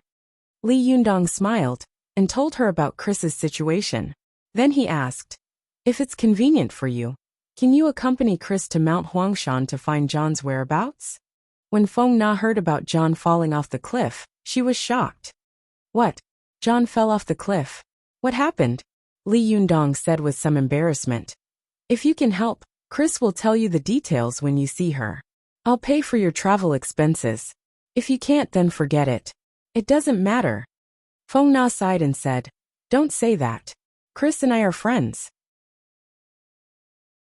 Of course, I should help her with this little favor. Not to mention the travel expenses. Do I look like someone who is short of money?" Speaking of this, Feng Na's heart skipped a beat and she said tentatively, "If you really want to thank me, why don't you invite me to work in your shop? It can also solve my reemployment problem." Li Yundong smiled slightly and said, "Your reemployment problem? You lost your job?" Feng Na smiled bitterly and said, "I'm going to graduate soon. Won't I still be unemployed?" Li Yundong thought for a moment and thought to himself, Feng Na is warm, kind, and meticulous. She is suitable to be a manager. In the future, I'll leave this shop to Chana and let her be the owner and manage the money. Feng Na will be the shopkeeper and be in charge of the specific operations. Thinking of this, Li Yundong smiled and said, Well, it just so happens that I need a manager in my shop. It couldn't be better if you came. Feng Na was overjoyed and cheered, but she soon said with a smile, Can you bring an assistant? Li Yundong smiled bitterly and said, Is it Ching Ching? All right, bring it over. But she's the only one. I don't have a place to arrange for more. Feng Na giggled and said, Yes, from today on you are my boss. Boss, you can't bully us good people. Feng Na giggled and hung up the phone. As soon as she put down the phone, Chung Chung, who was standing beside her, leaned over and said with an ambiguous look on her face, Oh, not bad. You finally found a rich man? Feng Na's eyes lit up. Feng Na nudged her soft waist with her elbow and said with a smile, What do you think? I'm a good friend, right? I didn't forget to take you with me even when I found a rich man. Chung Chung laughed and said, Nana, you are really capable. But why is Li Yundong looking for you? I've known him for a while, but I've never seen him take the initiative to call someone. The smile on Feng Na's face suddenly disappeared. She sighed and said, Chris, John and Alba had an accident when they went to Mount Huangshan. John fell off a cliff and asked us to accompany Chris to help find them. Chung Chung was shocked and covered her mouth. No way. Why didn't you call the police? Let the police and the locals help you find them. Feng Na also showed a puzzled expression. I don't know. Li Yundong said not to call the police. Maybe. He was afraid of getting into trouble. Chung Chung thought for a moment and said, Then when are we going? Feng Na stood up and began to tidy up the things on the desk. Now. Chung Chung was stunned. Now. You have a student council meeting to host this afternoon. Feng Na sneered. Screw the student council. What's the point of being in this lousy student council if you found a new home? As she said this, she reached out her hand and lifted Ching Chang's chin with a frivolous expression. She giggled and said, Girl, from now on, you will follow me and live a good life. After saying that, she couldn't help but burst into laughter with Chung Chung. The two of them laughed and joked around in the classroom for a while. Noticing that everyone was looking at them strangely, Feng Na's expression changed. Be serious, she said in a low voice. Although we just heard good news, John falling off the cliff is not good news. If Li Yundong finds out that we are laughing like this, he will think that we are cold-blooded and heartless. Chung Chung rolled her eyes at Feng Na. Isn't it all because of you? I think you're the one who can't control yourself. Feng Na was about to refute, but she suddenly saw Yan Hua walking in the corridor outside the classroom. She thought to herself, I can't host this afternoon's student council meeting, so I might as well let Yan Hua do it. Although he is a little narrow-minded, he is still talented. Feng Na immediately rushed into the corridor and shouted at Yan Hua. Yan Hua! But at this time, Yan Hua was no longer the Yan Hua of the past. He kept his head down all the way, as if he would walk in the shadows at any time. At this time, Yan Feng had not fully adapted to her new identity. After all, seizing the body of her nephew was completely different from seizing the body of others.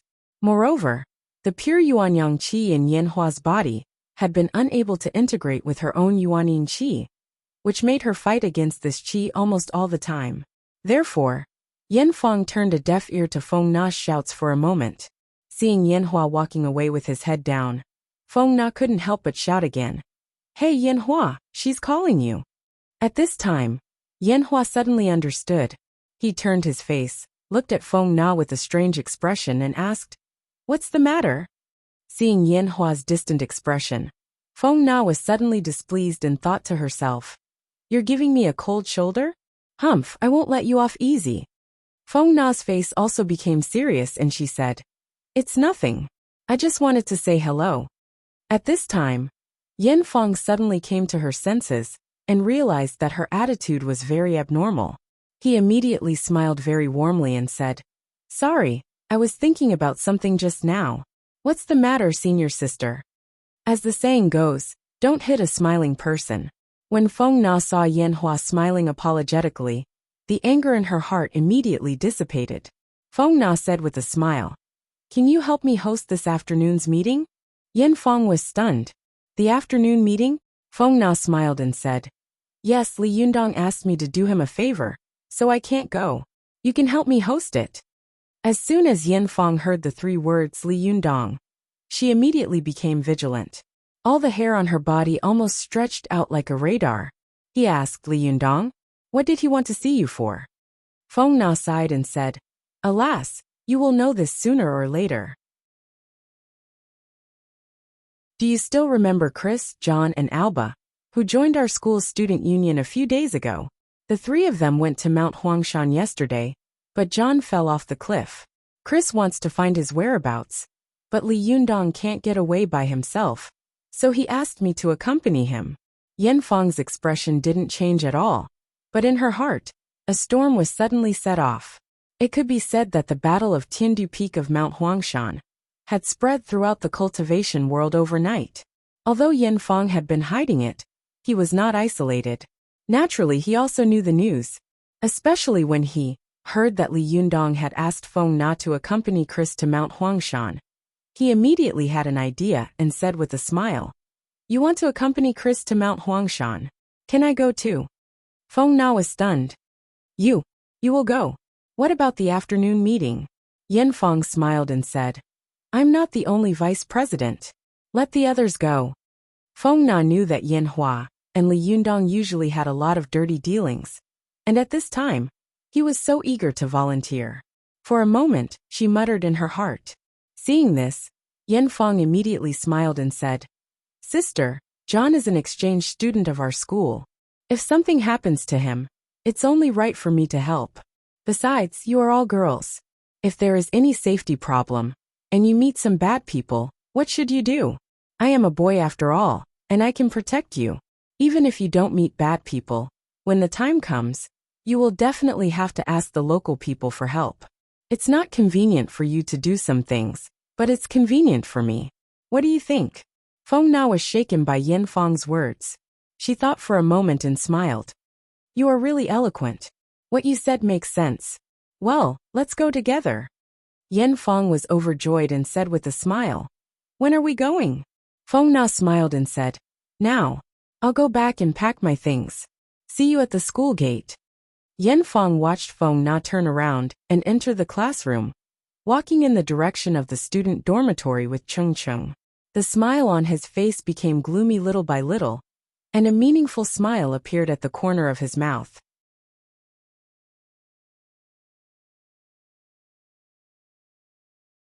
Chapter 587. After the tragic Battle of Tiandu Peak, although the heaven's retribution caused by Su Ling did not descend, it began to rain heavily the next day. The entire Mount Huangshan was shrouded in raindrops the size of beans. The sky was dark, as if covered with a pot lid. From time to time, bolts of lightning would jump out of the thick dark clouds, as if they were warning the world. Go to the internet. 7K. OM. On the path of Mount Huangshan, Zhang Ling of the Jingyi school raised her head. Her eyes were full of awe and yearning for the lightning in the sky. Zhou Ping, who was following closely behind her, saw her stop and couldn't help asking, "Master, what's wrong?" Zhang Ling sighed and said, "Spring is coming, and it's time to go through the thunder retribution again." Zhou Ping held a bamboo umbrella and asked in confusion, "Master, why are you suddenly so emotional?" Zhang Ling shook her head slightly. The Battle of Tiandu Peak happened so suddenly that even we didn't get the news. Unexpectedly, after this battle, Li Yundong, Ziyuan Zhouqin, and that little fox spirit enjoyed 3 Diyuan Jindan alone. Alas. Good luck. The Jinshan phase is the biggest bottleneck for cultivators. As long as they can break through this bottleneck, the thunder retribution is only a matter of time. After passing the thunder retribution, they can directly cultivate to the 9th heaven. Zhang Ling let out a long sigh and said in a lonely and bitter tone, "I have cultivated for decades, but I have never been able to break through to the Jinshan phase. Li Yundong has only cultivated for more than half a year, but he has already broken through to the Jinshan phase. This spring is the best time to go through the thunder retribution. At that time, I wonder how many people in the cultivation world will challenge the power of heaven and go through the thunder retribution? Will Li Yundong be among them?" Although Zhou Ping had a grudge against Li Yundong, thinking of Li Yundong's rapid progress in cultivation, Zhou Ping was also secretly afraid. She said softly, "Master, Even if he has cultivated to the Jinshin phase, he can't go through the thunder retribution so quickly. Even the sect master had to endure for nearly 10 years. Zhang Ling shook her head. That's not necessarily true. This guy's luck is too good, so good that it's amazing. As she spoke, Zhang Ling turned her head and looked at Zhou Ping with bright eyes. She said in a deep voice, "Do you know why I brought you here?" Zhou Ping shook her head. "I don't know. I was wondering why you came here when the fight was over." Zhang Ling smiled and said, "I'm not the only one. In fact, many sects have sent people down secretly. They are searching all over the mountains and plains." Zhou Ping was stunned, but she soon understood. "The Medicine King tripod?" Zhang Ling nodded. "That's right.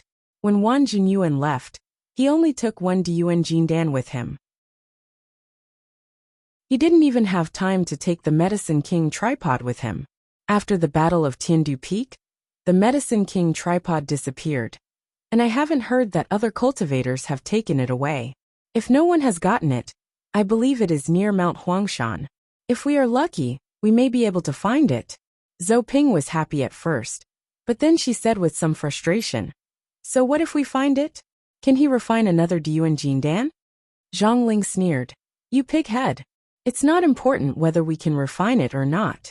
What's important is to make sure that no one else can refine it, understand?"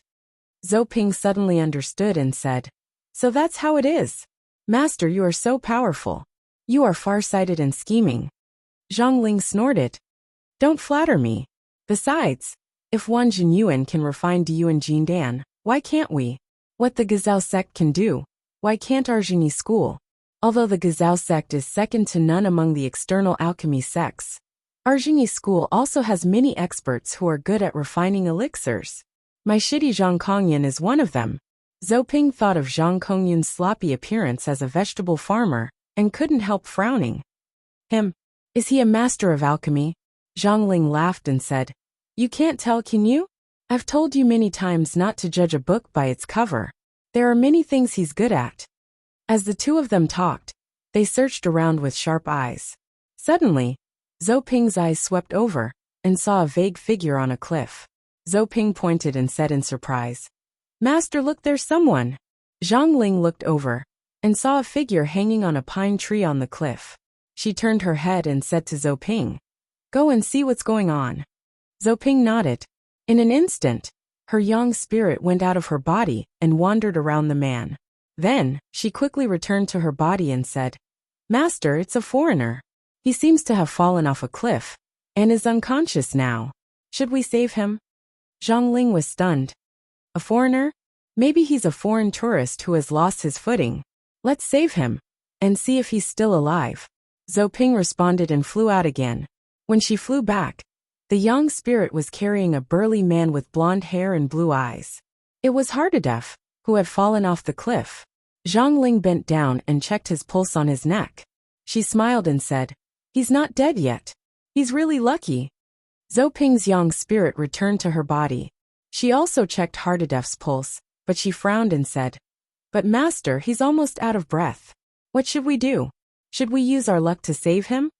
Zhang Ling thought for a moment, sighed slightly and said, "There's no need for luck. Mount Huangshan is not Mount Longhu. And this is not the territory of our Jini school. The Buddhists and other Taoist sects are very powerful here. It's not appropriate for us to waste our Jinshi. Let's use the resurrection pill to save him." Zhou Ping was slightly shocked. "Master, using the resurrection pill to save a foreigner? This is too wasteful, isn't it?" Zhang Ling shook her head, saluted with one hand and said, "You can't say that. As the saying goes, God has the virtue of cherishing life. It's rare that he didn't die after falling off the cliff. This is God's will, and it can't be violated. You are also a cultivator.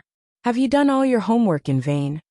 Although Zhou Ping was a little reluctant, she still took out a small purple-blue porcelain bottle from her bosom and poured out a golden thumb-sized pill from it. She pinched Hardadef's cheeks and stuffed the pill into his mouth while muttering, "You're lucky. This is a life-saving elixir that is hard to find even with 1,000 pieces of gold. You can actually eat one. Humph. I haven't even tasted it before." Zhang Ling couldn't help laughing. Do you want to try it? It's simple. You can also jump down from the mountain and have a taste. Zhou Ping stood up and said with a smile, Master, I was just saying. I just feel that it's a pity to use such a good elixir to save a foreigner. Zhang Ling didn't comment. She stared at Hardadef with bright eyes, only to see that his pale face was gradually becoming a little rosy. Suddenly, she felt that Hardadef's face was a little familiar, so she said to Zhou Ping, Push his hair aside and take a look. At this time, it was raining heavily, and Hardadef had fallen from the cliff. His hair was very messy, and even his forehead and eyes were covered. After Zhou Ping pushed his hair aside, she was also surprised and said, Master, he looks so familiar. Then Zhou Ping suddenly said, I remember. I seem to have seen him at the Taoist assembly. This guy chased after Li Yundong to become his disciple, right? Zhang Ling suddenly sneered. Li Yundong again? Humph. If I had known, I wouldn't have saved him. Zhou Ping immediately said, Master, why don't I push him down again? Zhang Ling immediately glared at her and said, Are you crazy? How can you say such a thing? Let's go. It's his fate to be saved. I just hope that he won't follow Li Yundong and go against us in the future. After that, she flicked her sleeves and left unhappily. Seeing her leave, Zhou Ping looked back at Hardadef unwillingly and shouted, Master, wait for me. Then she chased after him. The two of them walked along the path, and as soon as they stepped onto the ropeway, they saw a few people walking towards them. The woman in the lead was blonde, tall, and beautiful. She was also an extremely beautiful Western woman. Behind her stood a round-faced beauty and a big-breasted beauty. Behind the two beauties stood a rather handsome boy. They were none other than Chris, Feng Na, Cheng Cheng, and Yin Fang. Behind them were a few locals who kept pointing at them. Feng Na was holding a small umbrella and looking around carefully. She saw Zhang Ling and Zhou Ping coming from the opposite side of the ropeway. As soon as she opened her mouth, she asked loudly, Hello, have you seen a foreigner with blonde hair and blue eyes? As she said this, she handed over a photo of Hardadef that she had prepared. Zhang Ling had inadvertently saved Hardadef, who was related to Li Yundong. She was unhappy. When she saw that the photo in Feng Na's hand was of Hardadef, she immediately sneered and said angrily, I've never seen him before. As she spoke, she swept past them with Zhou Ping. Feng Na looked at their backs with her mouth agape, and was speechless for a moment. She muttered in a low voice, If you haven't seen him, then so be it. Why are you so angry? Cheng Cheng whispered, Well, Nana, don't argue with them. Let's look around again. It should be this area, right? Chris was looking around anxiously.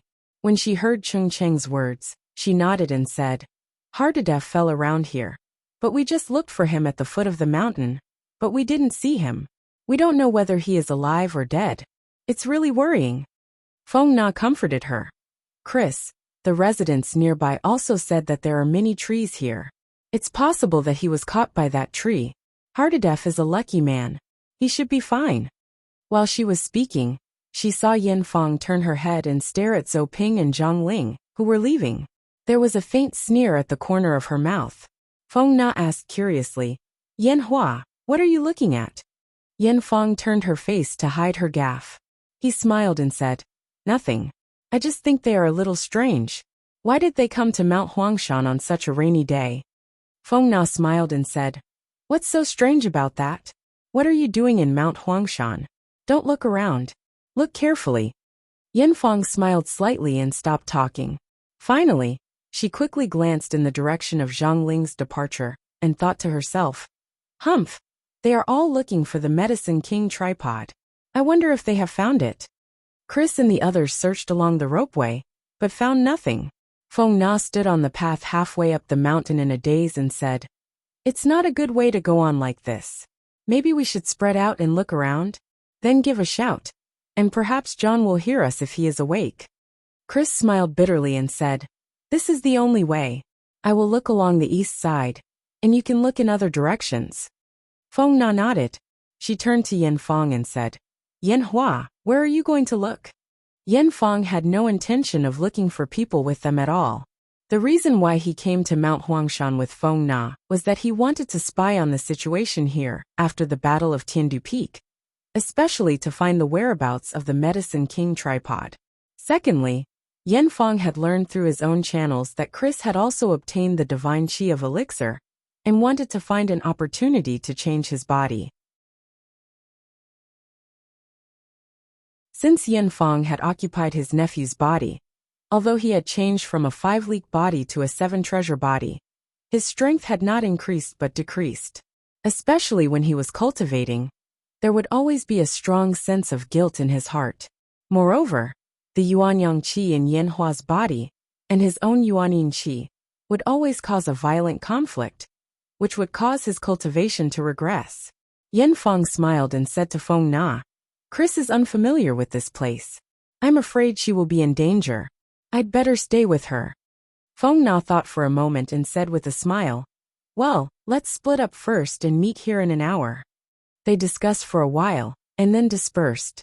Chris didn't know that she had been stared at by Yan Feng. On the contrary, she smiled gratefully at Yan Feng and said, "Thank you very much. You are really a gentleman." Yan Feng put on a fake smile and said meaningfully, "You don't have to thank me. I'm not a gentleman." Chris knew that Chinese people were modest. She thought that this was Yan Feng's modesty. She smiled politely at Yan Feng and said, "Where should we start looking?" Yan Feng intended to guide Chris to a place where there were few people. He pointed casually and said, "Let's go there." Seeing that Yan Feng was pointing to a mountain path, Chris hesitated for a moment, but she quickly nodded and said, "Okay, let's go there." Then she walked forward. Yan Feng walked behind Chris, staring at her like a hunter watching his prey walk into a trap. There was a faint sneer at the corner of his mouth. The two of them walked for a while. Yan Feng saw that there were lush green pines and trees all around. There was no trace of people around. It was obviously a good place to kill people. He sneered in his heart. Just as he was about to step forward and make a move, he suddenly heard Chris cry out in alarm. Then she ran forward like crazy and shouted, "John, is that you? John! Sorry, it's late. There will be another chapter in a while."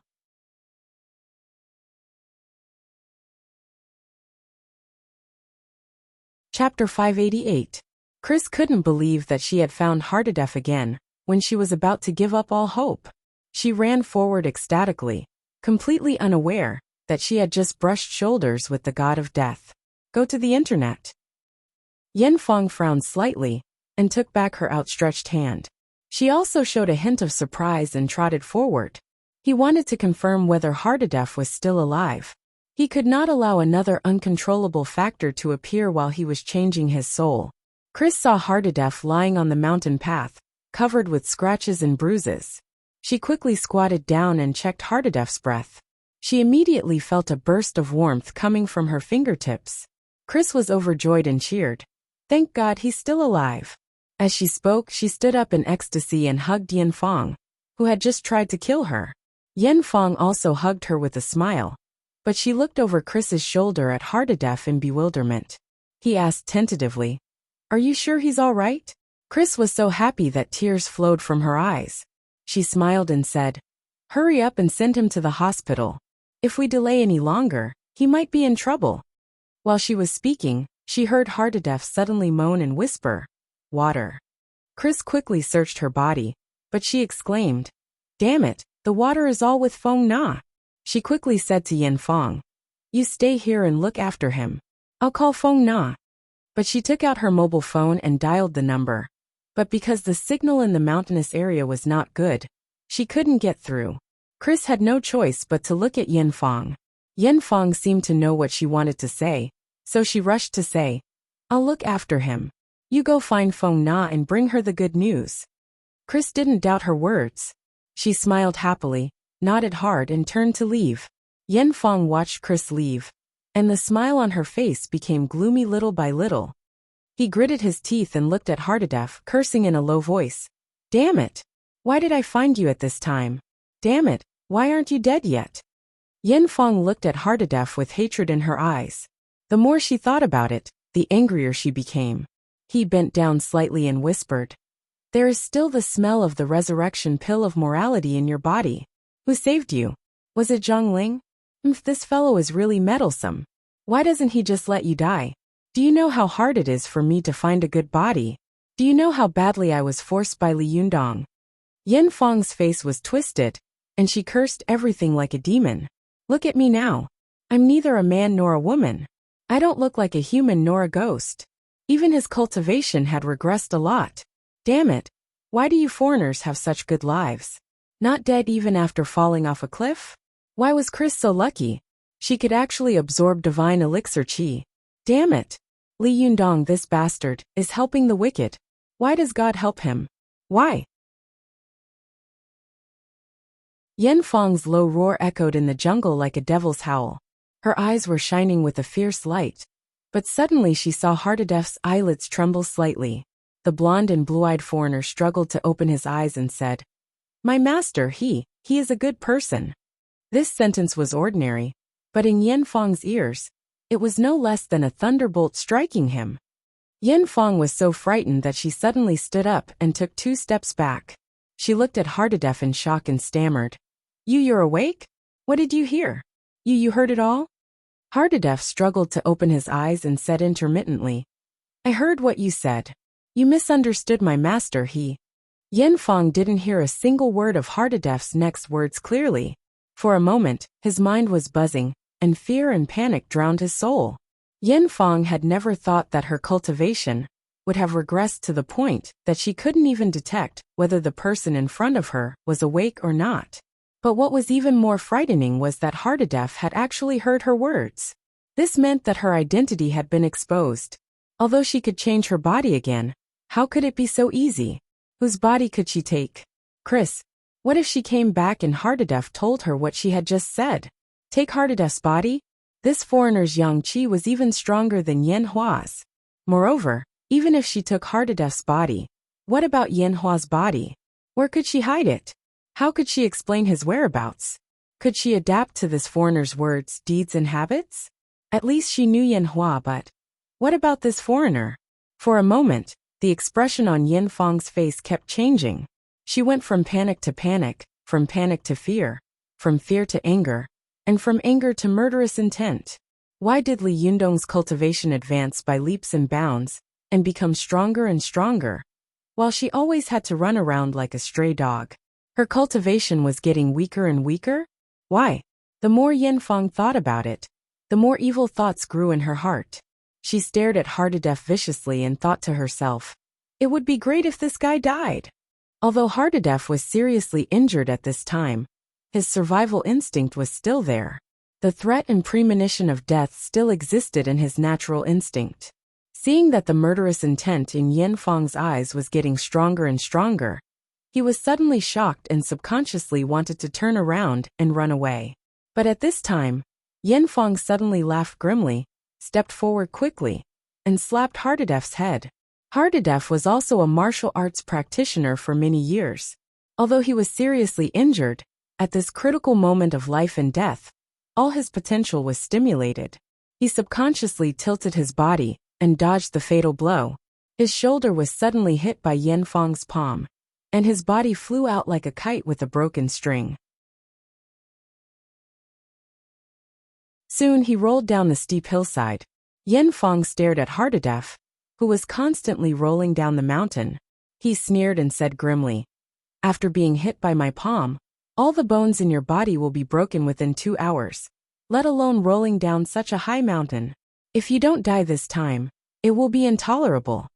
Yen Fang looked in the direction where Hardadef had rolled down the cliff again. After a long time, he turned around and rearranged the scene, causing Hardadef to slip and fall. He himself dodged to the side and quietly waited for Chris, Feng Na, and the others to come back. But what Yen Fang didn't know was that when Hardadef rolled down the steep hillside, he was lucky that his head didn't hit the rocks on the mountain. When he rolled to the foot of the mountain and stopped, he heard a clear girl's voice. "Oh, someone has fallen, master." When Hardadef heard this voice, he only had time to shout for help with the last bit of strength in his body, before he immediately fainted. At this time, a pretty little girl walked over to the unconscious Hardadef. This girl was none other than Zhang Lufang, the youngest shimmy of the Jingyi school, who had followed Zhou Ping to participate in the Taoist assembly. Zhang Lufang walked over to Hardadef curiously and saw that the foreigner's face was swollen and bruised. She squatted down to check Hardadef's pulse, then turned to an old man dressed as a farmer behind her and said, "Master, it's a foreigner. It seems that he's still breathing. Hey, he smells of the resurrection pill of our Jingyi school. It's so strange. Who gave it to him?" Zhang Kongyan walked over unhurriedly with a cane. He narrowed his eyes and glanced at Hardadef, then sighed and said, "If I'm right, it should be eldest Shiji Zhongling who saved him." "Is eldest Shiboy here too?" Zhang Lufang asked curiously with her eyes wide open. Zhang Kongyan stroked his beard and said with a smile, "Of course. Even I am looking for the Medicine King tripod. How can she not look for it?" Zhang Lufang blinked a few times, pointed to Hardadef at her feet, and said, "Master, should we save him?" Zhang Kongyan shook his head and said, "Alas, eldest Shiji even gave him the resurrection pill.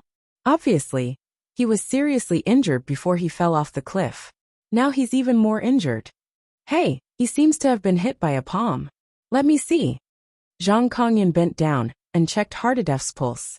He immediately frowned and said, "This aura. It seems to be the Xianmen Qi of our Jingyi school. It can't be.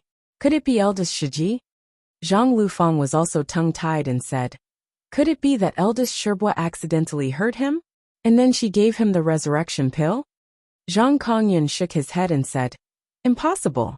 Eldest Shiji is proud and conceited. Although she is a little hot-tempered, protective and stubborn, she is not a bad person. She would not do such a heartless thing." Zhang Lufang looked at Hardadef sympathetically and said, "This man is so miserable. He actually fell off the cliff twice. And he didn't die twice. Master, can you save him?" Zhang Kongyan scratched his beard in embarrassment. He frowned and said, "This man has already taken the resurrection pill of morality before. Obviously, he has already been injured. Now he is seriously injured by the palm force and the fall from the cliff. His injuries are getting worse and worse. Even God can't save him." Zhang Lufang was greatly disappointed.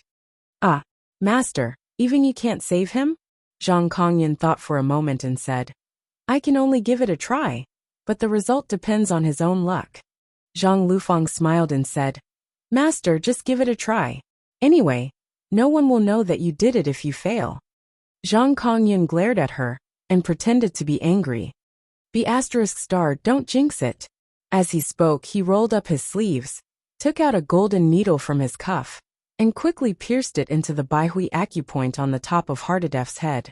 Zhang Kongyan's movements were fast and steady.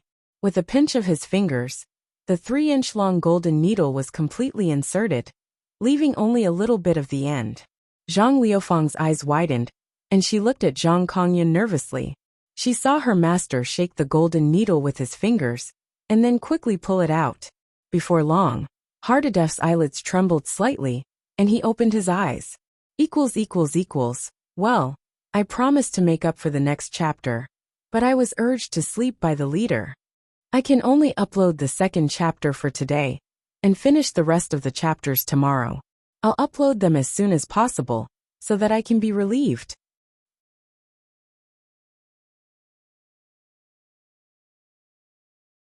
Chapter 589. Seeing that Hardadef had woken up, Zhang Lufang clapped her hands and said with a smile, "You're awake, you're awake. Master, you're really amazing." Zhang Kongyan proudly put away the golden needles, stroked his beard, and said with a smile, "Of course." Zhang Lufang squatted down and shouted at John, "Hey, Big Nose! How did you get hurt? Who hurt you?" But Hardadef looked at her with a confused face. After a while, he suddenly smiled and stammered, "Master, master." Zhang Lufang was shocked. She reached out and patted Hardadef's face saying, "Hey, wake up. I'm not your master." Hardadef was still smiling foolishly. "Master, master. Master is a good person." Zhang Lufang turned her head and looked at Zhang Kongyan helplessly. "Master, did you make him an idiot?" Zhang Kongyan's face was full of embarrassment. He glared at Zhang Lufang angrily and stammered, "Nonsense. How could I possibly make him an idiot? Is my golden needle crossing calamity skill just for show?" Zhang Lufang said suspiciously, "Oh? Then how did he become like this? Seeing that his disciple was doubting his authority, Zhang Kongyan was so angry that he blew his beard and glared at him. He said, "It must be because this guy's qi is in disorder, which caused his upper dantian to be in disorder. That's why he lost his mind and became a fool." Zhang Lufang looked helplessly at Hardadef, who kept giggling inside. "Master, what should we do? Leave him here?" Zhang Kongyan sighed and said, "Forget it, take him back. I'll go back and mix some medicine for him to see if it can cure him. Watch net." Zhang Lufang blinked her eyes and said with a smile, Okay, someone can play with me now, although this guy is a bit silly. However, it's still better than some old man who grows vegetables all day long." Zhang Kongyan rolled his eyes, flicked his sleeves and said, "Then you are responsible for carrying him, I don't care." After saying that, he swaggered away. Zhang Lufang hurriedly shouted a few times, but she saw that Zhang Kongyan had walked far away in the blink of an eye without looking back. She stamped her feet angrily and said angrily, "You're so annoying. How can you let a little girl like me carry such a big man on her back? Bah, he stinks." Zhang Lufang pinched her nose and chased after Zhang Kongyan, with the giggling Hardadef on her back. The two of them soon walked out of the scenic area. When they were about to leave, Zhang Kongyan suddenly saw a group of villagers at the foot of the mountain, surrounding an arrogant villager, with saliva flying everywhere. They were discussing something loudly, and the villager who was surrounded in the middle was waving a purple gold object high in his hand. Zhang Kongyan took a closer look and was shocked. He thought, "Is this the Medicine King tripod?" Zhang Kongyan immediately stepped forward and took a look outside the crowd. Sure enough, he saw that everyone was looking at the purple tripod in the villager's hand with admiring eyes. This tripod was exuding a strange fragrance and was exquisitely carved. What was more amazing was that it was surrounded by a layer of white mist, as if it were an immortal item. If this wasn't the Medicine King tripod, then what was it? Zhang Kongyan was shocked. He immediately squeezed in and said, "Old fellow, your medicine. Are you selling this tripod?" The villager immediately looked at him warily and snorted. "Of course I'm selling it. Why not?" Zhang Kongyan was overjoyed. "How much? I'll buy it." The villager laughed and said, "That's hard to say. Just now Wang Er, who lives next door, suggested that I take it to the auction house and sell it to the highest bidder." Zhang Kongyan was shocked. "Ah, you want to auction the medicine? This tripod?" The villager said proudly, "Of course. This thing is a treasure at first glance. It will definitely fetch a good price." Zhang Kongyan tentatively asked, "I'll pay 200,000 yuan to buy this thing in your hand now. Will you sell it?" The villager snorted and hugged the Medicine King tripod tightly. He sneered and said, "Someone just bought it for 500,000 yuan. I didn't sell it. And you still want to pay 200,000 yuan? Zhang Kongyan frowned and thought, "Someone has already taken action?" Zhang Kongyan quickly raised 2 fingers and said, "Then I'll pay 2 million yuan to buy it now. Will you sell it?" As soon as he said this, there was an uproar around. 2 million yuan was not a small number. The villager was stunned. 2 million yuan? His eyes suddenly showed a strong desire, but he quickly gritted his teeth and said, "No." Zhang Kongyan immediately said, "Then 3 million yuan. There was another exclamation around. Bubble. First post at this time. The villager laughed and said, "It looks like a treasure. I won't sell it. I'll buy it at the auction." Zhang Kongyan stared at the villager for a long time, gritting his teeth in hatred. He shook his head helplessly and retreated from the crowd. Zhang Lufang snorted and said, "Just grab it. He won't sell it for 3 million yuan. Does he only care about money?" Zhang Kongyan shook his head and said, "Nonsense. There are so many secular mortals here. Do you want to rob it? How do you deal with the consequences? Not to mention whether it will alarm the government.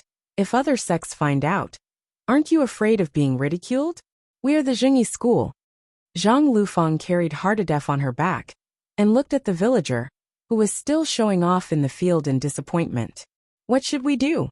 Zhang Kongyan sighed and said, "Since he wants to auction it, he can't run away anyway. We'll go back and find someone to keep an eye on him. If someone wants to rob it, We'll wait for him to get it, and then we'll rob him. If no one wants to rob it, we'll see who is richer at the auction. Zhang Liufeng's worry turned into joy. That's right. Is our Jingyi school short of money? However, Zhang Kongyan shook his head and said, that's not necessarily true. If the cultivation world knows that the Medicine King tripod has been auctioned, it will definitely turn the world upside down. At that time, there will be another storm. As he said this, he sighed and said, let's go. This trip was not in vain. Finally, we know the whereabouts of the Medicine King tripod. Just as Zhang Kongyan was about to return to Mount Longhu with Zhang Lufeng and the dumbfounded Hardadef, Chris, Feng Na, and Cheng Cheng were overjoyed and rushed to where Hardadef had been. But when Chris arrived at the place again, she found that Hardadef had already disappeared. Chris suddenly became anxious and shouted around like an ant on a hot pan. Hardadef! Hardadef! Feng Na looked around and asked sympathetically, is it here? Chris stamped her feet and said anxiously, it's here. I remember it clearly. By the way, Yan Hua said that he would help look after Hardadef. Where is he? Feng Na comforted her softly. Chris, don't worry. Maybe Yan Hua took Hardadef to another place. However, Chris said anxiously, Hardadef is so badly injured. How can he be moved? Cheng Cheng, who was standing to one side, had sharp eyes. She saw a person coming out of the jungle. It was Yan Feng, so she quickly pointed and said, hey, he's here. Chris immediately rushed to Yan Feng and said anxiously, Yan Hua, what are you doing? Yan Feng looked as if nothing had happened. He smiled and said, I went to the toilet. What's wrong? What happened? Chris looked frightened, and an ominous thought flashed through her mind. She said in a trembling voice, what? You went to the toilet? Hardadef isn't with you? The smile on Yan Feng's face slowly froze. He pretended to be surprised and said, what's wrong with Hardadef? What happened? Chris's heart sank bit by bit. She only felt that her hands and feet were cold. She said, damn it, Hardadef couldn't have. As she said this, she immediately rushed to the edge of the cliff and looked down with wide eyes. However, the slope of Mount Huangshan was steep. Although it was halfway up the mountain, the forest at the foot of the mountain was dense. Even an army might not be able to find it, let alone a person. The more Chris looked at it, the colder her heart became. The more she thought about it, the more flustered she became. Cheng Cheng suddenly pointed at Chris's feet and said, hey, look. Chris and the others looked in the direction Cheng Cheng was pointing, only to see a few indistinguishable footprints beside the cliff, and the weeds next to them were also very messy. Chris's heart suddenly trembled, and she said in fear, could it be? Yan Feng saw that everyone was guessing according to his plan. She was overjoyed, but her face was full of fear. Did Hardadef roll down just now? Her words made everyone's heart skip a beat. Chris knelt down beside the cliff. She remembered that Hardadef had fallen off the cliff in order to save her. She had found him with great difficulty, and found that he was not dead, but he had still not been able to escape the claws of death. For a moment, Chris was so sad that she burst into tears. Yan Feng also looked sorrowful and remorseful and said repeatedly, it's all my fault. I should have kept an eye on him. I shouldn't have left. Seeing Yan Feng constantly blaming herself, Feng Na also sighed and said, it's not certain now. Yan Hua, you don't have to blame yourself too much. Let's hurry down the mountain and look for him again. After she finished speaking, Chris immediately stood up and ran down the mountain like crazy. After they arrived at the foot of the mountain, even with the help of the locals, they were still unable to find Hardadef's whereabouts. The only local who had seen Hardadef lived on the other side of the mountain and had not been able to meet Chris and the others. After searching for a long time, seeing that it was almost night, Chris and the others finally gave up. After leaving their contact information with the locals, they set off on their journey back to Tianan City. Along the way, Chris's heart was heavy. After saying goodbye to Feng Na, she returned to Li Yundong's residence. But just as Chris entered the building, she saw Ling Yu arguing loudly with two men in suits at the door. The two men in suits were kneeling at the door, their backs straight, blocking the door tightly.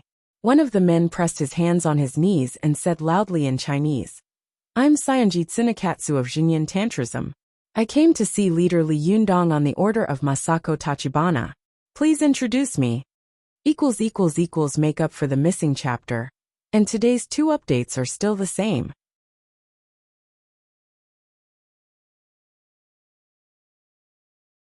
Chapter 590. Obviously, it was not the first time that Ling Yu of the Fox Zen School had dealt with this man. She said angrily, "I told you that our leader is in seclusion. Can't you keep your voice down?" Saionji Tsunekatsu stared at her and said, "Seclusion? In a place like this? Do you think we are all fools?" Ling Yu said angrily, "Do you care where our leader is in seclusion? Even if he is in seclusion here, what does it have to do with you?" There was a flash of anger in Saionji's eyes, but he suppressed it and said, "I will never leave until I see leader Li Yundong." A man next to him also said in a loud voice, "We want to see leader Li Yundong. Please introduce us." The little foxes behind Ling Yu also came over one after another and said, "Why are you two so annoying? I said that the leader is in seclusion. Why are you always shouting? What on earth is the matter that makes you so anxious? Can't you wait a few days?"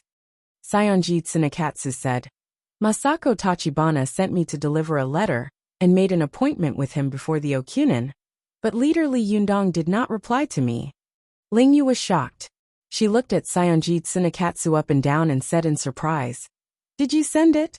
At this time, Chao Yi and Lu Yuehong of the Fox Zen School heard the noise and came out one after another. Chao Yi saw 2 Japanese men blocking the door tightly. She couldn't help frowning and said, "I can let the leader reply to you first. He has already received the letter. It's not certain whether he will go or not. Go to see the net." Bubble 8. Saionji Tsunekatsu couldn't help but say angrily, "How can that be?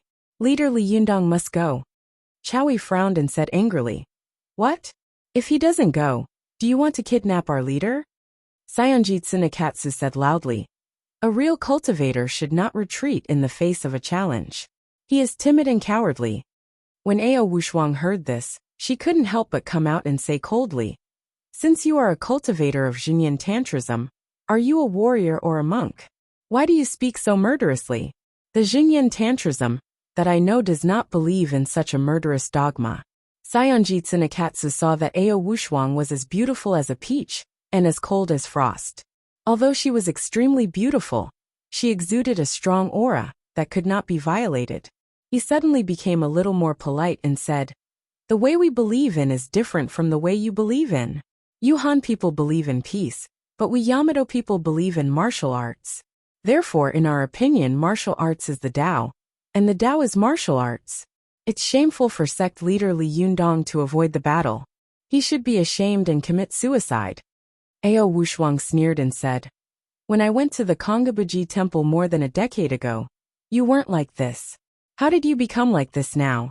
Humph. Before Li Yundong left, he asked me to temporarily exercise the power of the leader.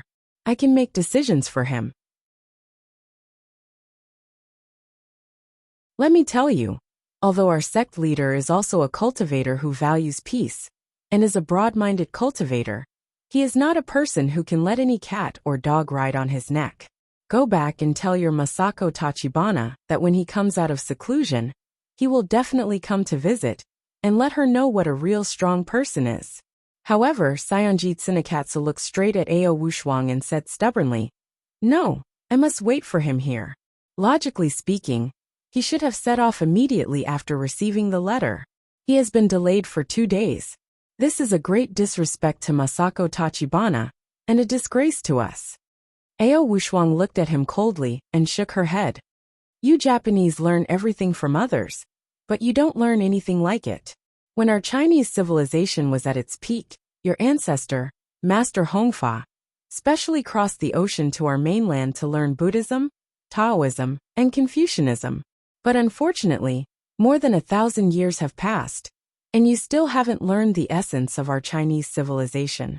Don't you know what it means to not do to others what you don't want to do to yourself? Are you willing to accept someone forcing you like this?" Saionji Tsunekatsu also sneered and said, "Our Yamato people only know that the winner is the king, and the loser is the bandit. If sect leader Li Yundong doesn't dare to go, just say it. Why are you talking so much nonsense? Don't you think it's shameful to hide under the excuse of seclusion? This sentence made everyone in the Fox Zen school furious at the same time. Ling Yu and the little foxes scolded angrily. What did you say? Say it again if you dare. Will our leader be afraid of you? That's right. Our leader scared your Tachibana Wakako to tears with one palm. Do you still have the face to mention this matter? When Saionji Tsunekatsu heard their words, he was so angry that he gritted his teeth secretly. He knew very well that if Tachibana Wakako hadn't been so badly defeated this time, she wouldn't have lost her temper, and ordered him to make sure that Li Yundong came to Japan no matter what. In fact, Jinyan Tantrism was like the Chinese Chuanjin sect and Jingyi school. There were many sects under one sect. For example, there were Chuanjin Dragon sect, Chuanjin Green Cave sect, Chuanjin Yuxian sect, Chuanjin Nanhua sect, and so on. And there were different schools under these sections. Compared with the Chinese cultivation world, which was full of disasters, Jinyan Tantrism was located in Kongabuji, and its incense had not been cut off for thousands of years. It was not like another sacred mountain in Japan, Mount Hai, which had been washed with blood by Oda Nobunaga, and suffered a huge disaster. After more than 1,200 years of development, Jinyan Tantrism, which was founded by Hongfa in the beginning, was divided into Ono School and Hirazawa School. Ono School and Hirazawa School each gave birth to 6 schools, which were collectively known as the Nozawa 12 schools. As time went on, these 12 schools slowly gave birth to 36 schools and more than 70 schools. Most of these schools of Jinyan Tantrism could be classified into the School of Ancient Meaning and the School of New Meaning. They were also the 2 schools with the fiercest struggle with each other, just like the Naidan School and the External Alchemy School in the Chinese cultivation world. In the Edo period of Japan, the School of Ancient Meaning occupied the ancestral court of Jinyan Tantrism, Mount Koya, while the School of New Meaning left Mount Koya, under the exclusion of the School of Ancient Meaning, and occupied Mount Ji and Mount Feng. After a long period of open and secret fighting, the School of Ancient Meaning and the School of New Meaning were scarred by each other. The cultivators of the 2 sects, who could not bear the torture, reached an agreement under the mediation of the Emperor of Japan in the 5th year of Meiji. Mount Koya was initially set as the general base of the School of Ancient Meaning, and Mount Ji and Mount Feng were the general base of the School of New Meaning. The monks of the 2 sects and the 3 mountains were taking turns to serve as the chief steward of the Jinyan sect, leading all the temples of the Jinyan sect in the world. However, because both of the 2 sects wanted to hold the position of the chief steward of the Jinyan sect for a long time, the 2 sides began to fight openly and secretly again. The School of Ancient Meaning gradually gained the upper hand in the battle between the 2 sects, by virtue of the awakening of the powerful bloodline power of the Masako family. Masako Tachibana also laughed proudly in the entire Japanese cultivation world in the 10 years of fighting. However, seeing that the quadrennial election ceremony for the chief steward was about to be held, in order to compete for this position, the 2 sects were working hard to build momentum among the people. At this critical moment, there was a scandal that Masako Tachibana's daughter, Tachibana Wakako, was frightened by a Chinese cultivator and cried. This was tantamount to throwing a heavy atomic bomb in the entire Japanese cultivation world. The School of New Meaning, which was originally hostile, immediately gloated and publicized it. Some of the other schools of Ancient Meaning also angrily questioned Masako Tachibana and raised questions.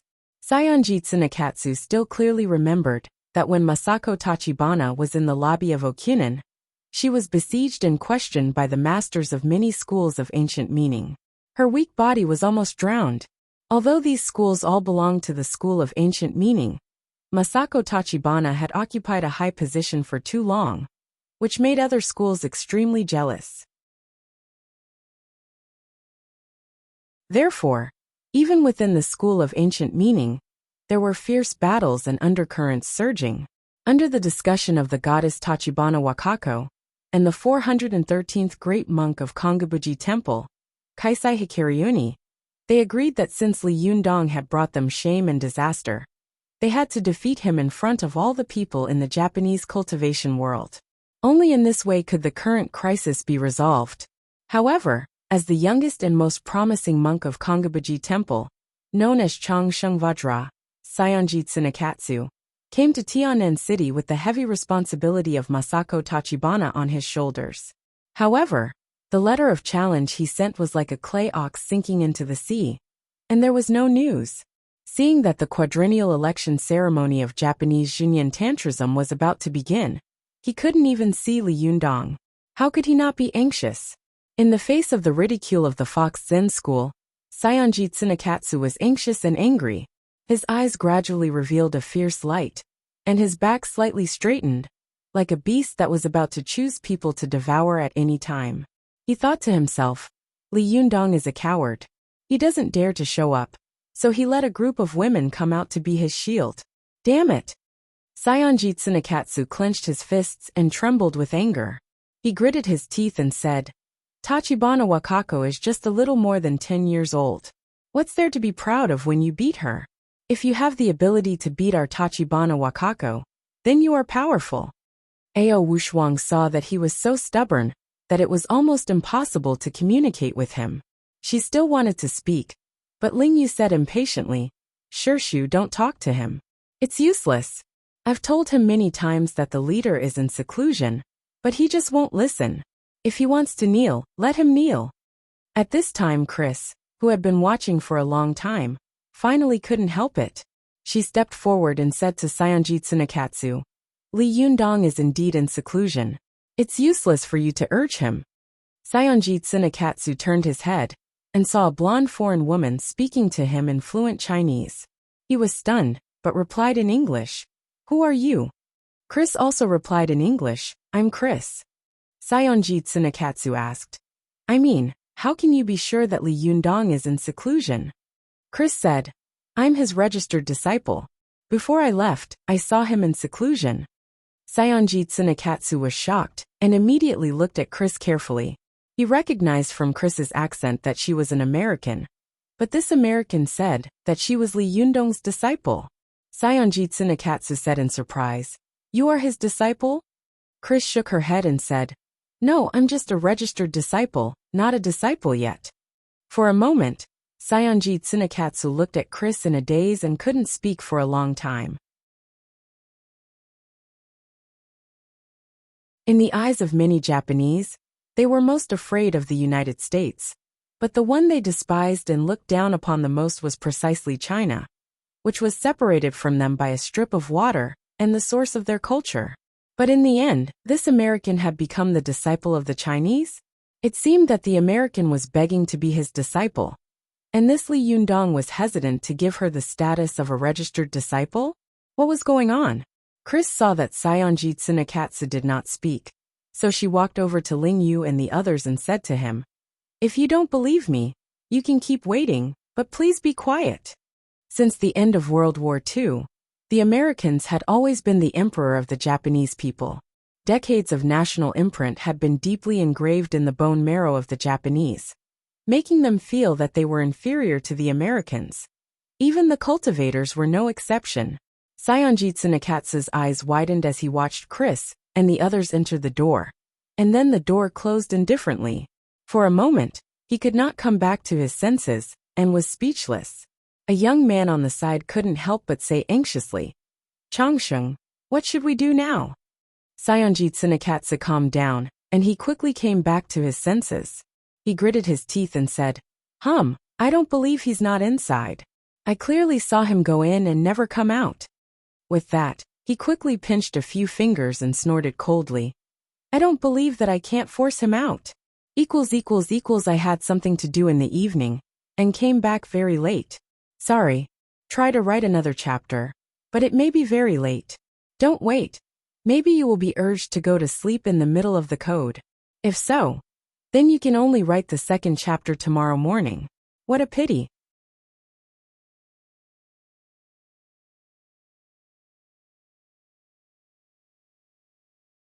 Chapter 591. Saionji Tsunekatsu's hands quickly formed a seal, The ring and little fingers of both hands curled up, and the thumb, index finger, and middle finger stretched out straight. The fingertips of both hands faced each other and pressed down on the ground. Zhenqi flowed all over his body, and soon a red cinnabar red dot appeared between his eyebrows. This red dot threw out a red light, just shining on the center point of the two fingers. Go to see the net. Bubble 8. In an instant, a flowing white mist appeared in the place where Saionji Tsunekatsu's fingers were framed. In the white mist, the scene of Chris, Lingyu, and others talking in the room clearly appeared. Saionji Tsunekatsu snorted coldly. With a turn of his mind, the white mist quickly changed into the scene of the room of Li Yundong and others inside. However, Saionji Tsunekatsu searched around, but he never found Li Yundong's figure. He was stunned and unwillingly searched another room. However, he searched around and almost searched all the rooms in the building, but he never found Li Yundong's figure. Saionji Tsunekatsu was shocked. He stayed where he was and looked at the man next to him, who was also stunned. He couldn't help saying, "Tuki-kun, what should we do? Where did Li Yundong go?" Tuki-kun was also stunned and said, "Changsheng, didn't we stare at the door and don't see him come out? Does he know how to make himself invisible?" Saionji Tsunekatsu was a little annoyed and said, "Living in the busy city, what are you doing with this kind of shameful magic?" Tuki-kun said with a face full of fear, "Changsheng, if we can't finish the task, what should we do? If Masako Tachibana blames us, then..." Saionji Tsunekatsu's face was gloomy and his teeth were clenched. Tuki-kun suddenly said tentatively, "Changsheng, how about we kidnap one of Li Yundong's men and force Li Yundong to go with us?" Saionji Tsunekatsu immediately turned his head and scolded, "Idiot! What kind of idea is this? Didn't you see that there was a woman who looked very powerful just now? Although I am sure that I can beat her and send the letter of challenge to their home without anyone knowing, I am not sure that I can take a living person away without anyone knowing. If there's a conflict and the local government is alerted, how are you going to deal with it?" The monks of Xinyan Tantrism were divided into 16 ranks. Among them, the great monk was the highest ranked monk. His divine power and Buddhist dharma were extremely powerful and abnormal. At a young age, Saionji Tsunekatsu obtained the title of the 12th rank young monk. Not only was he allowed to wear a purple and gold kasaya, but his status and strength were far above that of Tuki, who was the 9th rank monk. As soon as he scolded, Tuki's face immediately turned red. He did not dare to refute and repeatedly admitted his mistakes. Bubble -8. After Saionji Tsunekatsu scolded, his eyes flickered, and he was thinking of a way to deal with it, but the sound coming from his finger frame attracted his attention. After everyone from the Fox Zen school and Chris entered the room, Lingyu looked at Chris curiously and asked, "Has leader accepted you as a disciple?"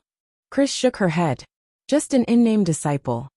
Lingyu agreed with Su Chan that Li Yundong shouldn't have accepted a foreign student as his disciple. However, she didn't want to question Li Yundong's decision, so she kept her doubts to herself. At this time, Chris was still thinking about the two Japanese at the door, so she asked, "Why have these two Japanese been guarding the door?" Lingyu curled her lips and said, "Leader beat their witch Tachibana Wakako to tears at the Taoist assembly. As a result, he beat the little one and provoked the big one. Tachibana Wakako's mother was not happy, so she wrote a letter of challenge and wanted to challenge leader. But leader has been in seclusion. How can he see him? Not to mention going to Japan with him." Chris asked curiously, "Seclusion?" Since she had witnessed all kinds of magical deeds from Li Yundong last time, she had gradually developed a strong interest in these magical secret skills of the East.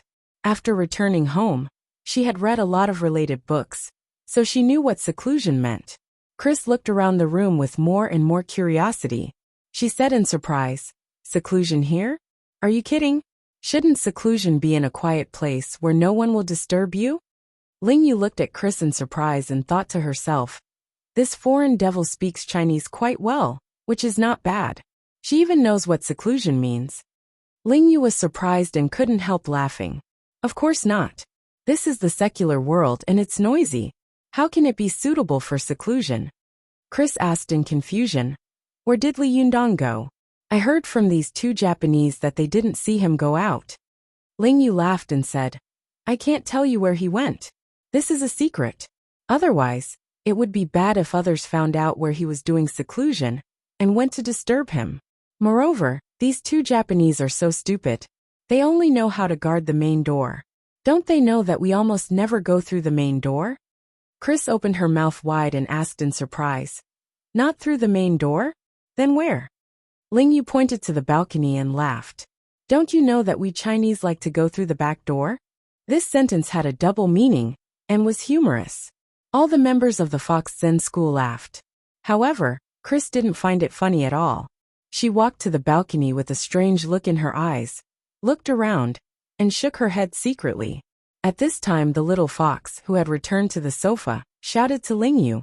Hey, Ling Yu Shiji, you're blocking me from watching TV. Hurry up and get out of the way. Ling Yu and the little foxes had been watching TV before. After being harassed by Sayonjitsu Nakatsu, they put it down for a while. At this time, when she was reminded by her junior sister, she immediately sat aside excitedly and asked, Which episode is it?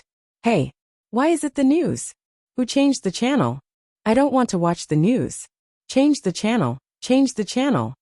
Just as the little foxes were about to change the channel, they heard Chris suddenly shout in surprise. Don't change it, don't change it. Look, what's this? The little foxes first looked at Chris strangely, only to see her rush to the TV, with a face full of excitement, pointing at it and shouting. Chris's strange behavior attracted everyone's attention. Even Ao Wushuang, who had always been indifferent, couldn't help but look back at her. But when Ao Wushuang saw it, she was so shocked that her whole body trembled and her eyes widened. On the TV screen that Chris was pointing at, a reporter was interviewing a man dressed as a villager. The man was holding a purple-gold three-legged tripod furnace in his arms. The tripod furnace was surrounded by a white mist. At first glance, it was obvious that it was not an ordinary item. What else could it be if not the Medicine King tripod? Even though Ao Wushuang was used to great storms, she couldn't help but exclaim, The Medicine King tripod? As soon as everyone in the Fox Zen school heard the words, Medicine King tripod, they all shivered. Chao Yi and Lu Yuahong both stared at the TV with their eyes wide open. The little foxes were even more shocked and said, No way! A supreme powerful magical weapon for alchemy like the Medicine King tripod is actually on the news. What the hell is going on? How could such an important powerful magical weapon be picked up by this guy? After the battle on Tiandu Peak, Chris had a very deep impression of the Diyuan Jindan and the Medicine King tripod. In her opinion, it was because of these two mysterious Eastern treasures that a terrible battle had occurred, and her fate had been completely changed since then. Ling Yu stared at the Medicine King tripod with her eyes wide open and said in surprise, Is this the powerful magical weapon of the legendary king of traditional Chinese medicine, Sun Simiao? So this is what it looks like. The little foxes also gathered in front of the TV, wishing they could stick their eyes on the TV screen. They carefully looked up and down at the legendary powerful magical weapon.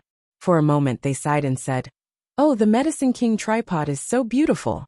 Yes, this guy is holding the Medicine King tripod. Isn't he afraid of getting into trouble? Tut, you're so stupid. Didn't you see that he called all the reporters here?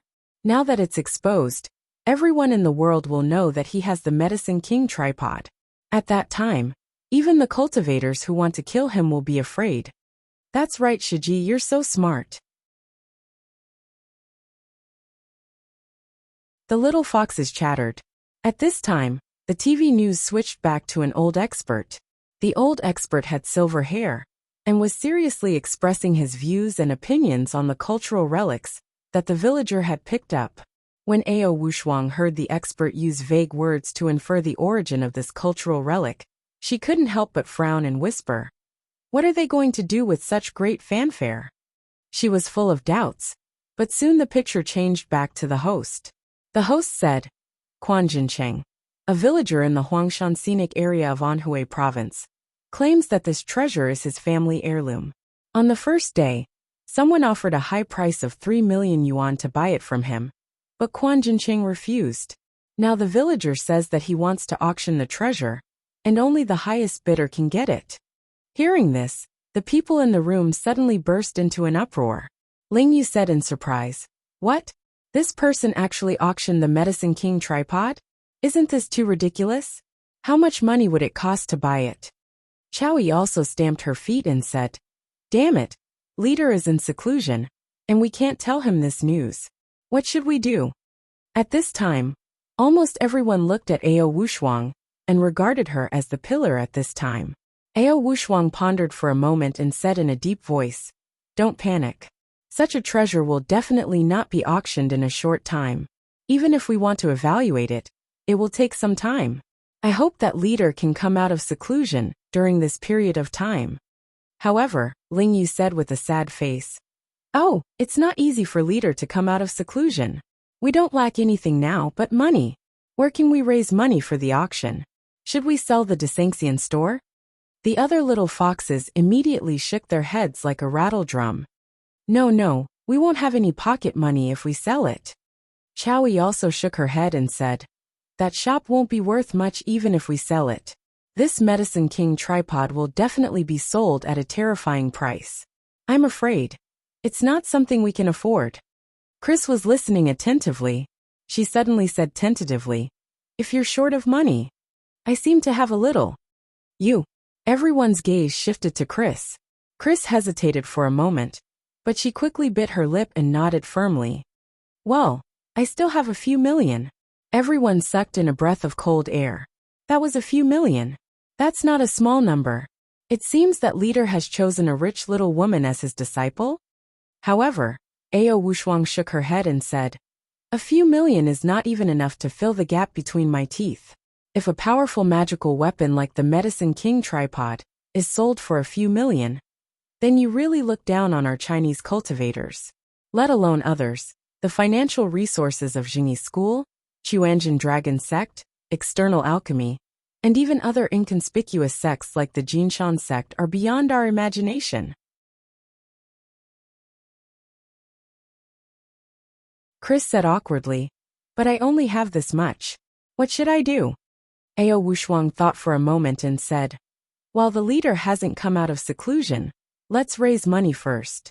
I'll also think of a way to raise as much as I can. We can only take one step at a time. Let's do our best and leave it to fate."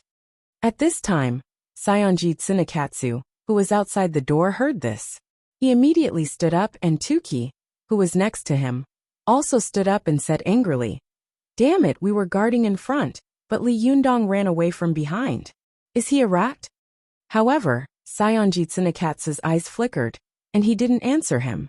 After a long time, he suddenly turned his head and said to Tuki, "Tuki, immediately report to Masako Tachibana that the Alchemy Supreme magical weapon of the Chinese cultivation world, the Medicine King tripod, has appeared. She will definitely be interested when she hears it. With the financial resources of our Jinyan Tantrism, if we participate in the auction, it will be easy. At that time, whether we take this powerful magical weapon for ourselves or lure Li Yundong to Mount Koya, I think he can no longer escape." When Tuki heard this, he was immediately overjoyed. "Changsheng, this is a good idea. Killing two birds with one stone. He deserves to be the youngest and most promising young monk." Sayonji Tsunekatsu snorted coldly and said, "Let's go. When the time comes, I want to see what kind of expression Li Yundong will have when he sees the supreme magical weapon of the Chinese cultivation world fall into our hands." After that, he sneered and left with a flick of his sleeve. At this time, in Mount Tianlong of Dongwu City, thousands of miles away from Tianan City, Li Yundong, Su Chan, Ziyuan, and Zhou Qin were just in the deepest closed-door meditation. Yesterday's second day.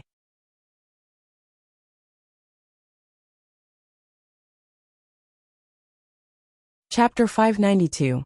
Li Yundong left his home in Tianan City with Su Chan, Ziyuan, Zhou Qin, and the others and went to the secret room of the Fox Zen School of Mount Tianlong. However, because he had sealed the stone cave before, Li Yundong had to use the Fan of Seven Treasures to enter from the back door of Mount Tianlong. Go to the internet. 7K. OM. After entering the stone room of Mount Tianlong, although the surroundings were closed, and the yin qi in the mountain was quite heavy, it was quiet, and no one would disturb them. Therefore Li Yundong, Su Chan, and the others quickly entered meditation and cultivation. Unlike the last time when he was in a coma, Li Yundong took the initiative to mobilize the Jinqi in his body and began to refine his yang spirit and Niden, according to the Taoist cultivation method. Li Yundong sat cross-legged in the center of the stone room, where the mystical silver fox had left the heavenly Jindan technique. There was a futon under his feet. His body was straight, and his head was flat. His tongue was on the upper jaw, and his mind was empty. After a while the yang spirit went out of his body. At first, Li Yundong's yang spirit body was still the same as his own, but with the flow of Li Yundong's Jinqi, the yang spirit continued to grow, and soon it became the appearance of Wisdom King's Fozhen with 3 heads and 6 arms. Li Yundong was in his own spirit space. While visualizing his Fozhen, he was thinking about cultivation, especially when Li Yundong's cultivation realm was improving day by day. Many things that he couldn't understand in the past were immediately integrated as soon as he reached the realm. How did I cultivate my yang spirit? It was exactly what Mr. Naiwen Chenpu said in the 8th phase of the heavenly Jindan technique. The 8th phase of Huayuan is down, and the Zhou Xing is nourishing the baby. Sometimes the fire burns the Dan cave. Go deep into the cold spring to get the red turtle. To put it simply, it was the combination of the yin qi of the left kidney and the yang qi of the right kidney. How could he cultivate the Jinshin? Li Yundong kept thinking about the ancient books he had read in the spirit space of the burning thumb pot. But he couldn't remember how to cultivate the Jinshin for a while. He had asked Zi Yuan, but she had told him with a wry smile that even she didn't know. After cultivators reached such a realm, they could only slowly explore it by themselves. Li Jiandong thought for a while, and couldn't help but think of the words engraved on the wall by the mystical silver fox in the stone room.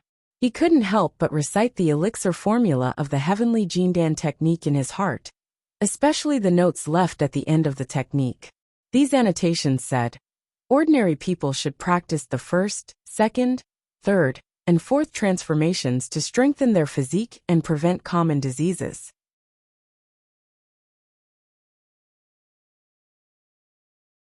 The 5th, 6th, 7th, and 8th transformations are very difficult. Those who are not cultivators should be able to put aside worldly affairs and focus solely on cultivation. As for the 9th transformations, it is even more impossible for ordinary people. It requires an absolute treasure on an iceberg, requiring a special person to pluck it. Only then can one cultivate and touch upon it. But how could one cultivate the 9 transformations? Compared to the detailed cultivation method from the 1st cycle to the 8th cycle, Mr. Naiwen Chenpu seemed to have made up his mind at the most crucial moment. He did not mention how to cultivate at all, and only left behind a poem. The poem said, "The 9 cycles of carefree Tao fruit is complete, and 3,000 meritorious deeds become deities. Golden books and jade slips proclaim the imperial edict, and auspicious clouds soar to the 9th heaven." This poem was completely different from the previous 8 transformations poem.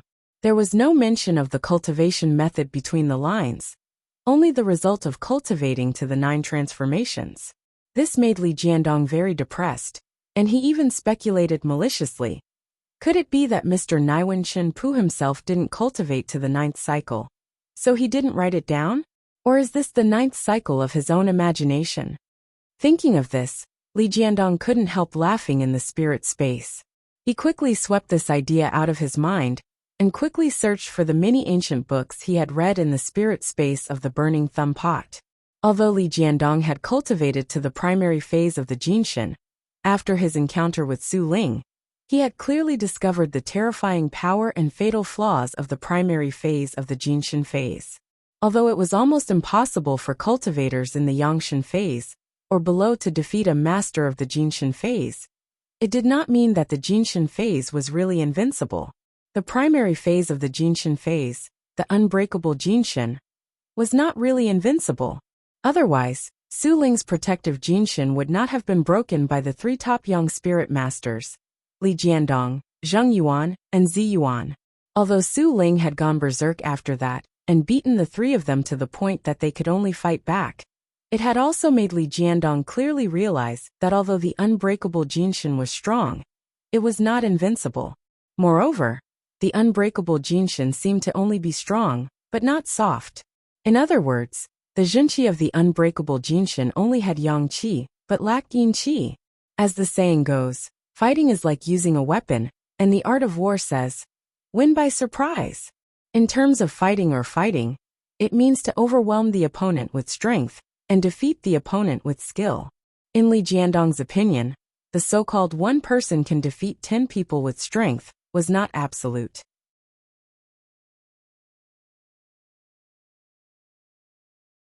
Even if Su Ling had the strength of 10,000 kilograms, he Zheng Yuan's Hell Wuzhang enchanting jade, and Zi Yuan's ninth heaven Zi Yuan's silk added together could still compete with the opponent through ingenious moves and fighting skills. The reason for this was the softness, ingenuity, and the opponent's too simple jinqi. The reason why the yang spirit was stronger than the yin spirit was that the condensation of energy of the yang spirit was far stronger than that of the yin spirit. The yang spirit could absorb things and fight like a real body. On the other hand, the yin spirit was just a weak mass of energy. It could only penetrate things but not pick them up. The reason why the jinshin was stronger than the yang spirit was that the degree of condensation of the jinshin was several times that of the yang spirit. Not only could it pick up things, but it could also cover the body like armor, forming a hard protective shell. When a cultivator's jinqi was condensed to a certain extent, their soul would undergo a qualitative change. The density of jinqi would continue to increase, changing from the yin spirit to the yang spirit, and from the yang spirit to the jinshin. When it was condensed to the highest level, it would be able to challenge the power of heaven. Li Jiandong used to be very puzzled. Why is Su Ling's jinshin so stiff and rigid? It only knows how to protect its whole body, but it can't change at will like the yang spirit? According to Li Jiandong's speculation, if the jinshin could change at will like the yang spirit, and transform into a sharp blade with the power of the unbreakable jinshin, wouldn't it be invincible? Or if it changed into a shield, wouldn't it be impenetrable by any powerful magical weapon? The jinshin was originally an extremely condensed jinqi yang spirit, but if it could change again and compress into a smaller object, wouldn't the density of the yang spirit be even more terrifying? But when Li Jiandong cultivated to the primary phase of the jinshin, he understood that it was not that Su Ling didn't want to change, but that he couldn't. At this time, Li Jiandong felt as if his whole body was shrouded in a ball of flame, and his whole body was full of strong yuanyang qi. It was as if he was on a flaming mountain. Although his whole body was full of strength, it was all the power of yang, without the slightest bit of yin qi. The primary phase of the jinshin was like hard steel. No matter how the opponent beat it, it could not be broken. So it was called the unbreakable jinshin.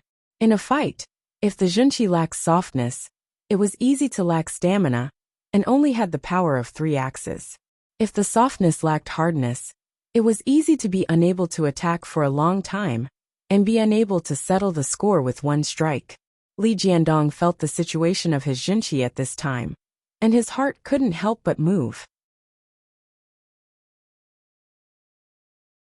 He thought to himself, the human body is a self-sufficient small universe, and I have yin and yang qi in my body.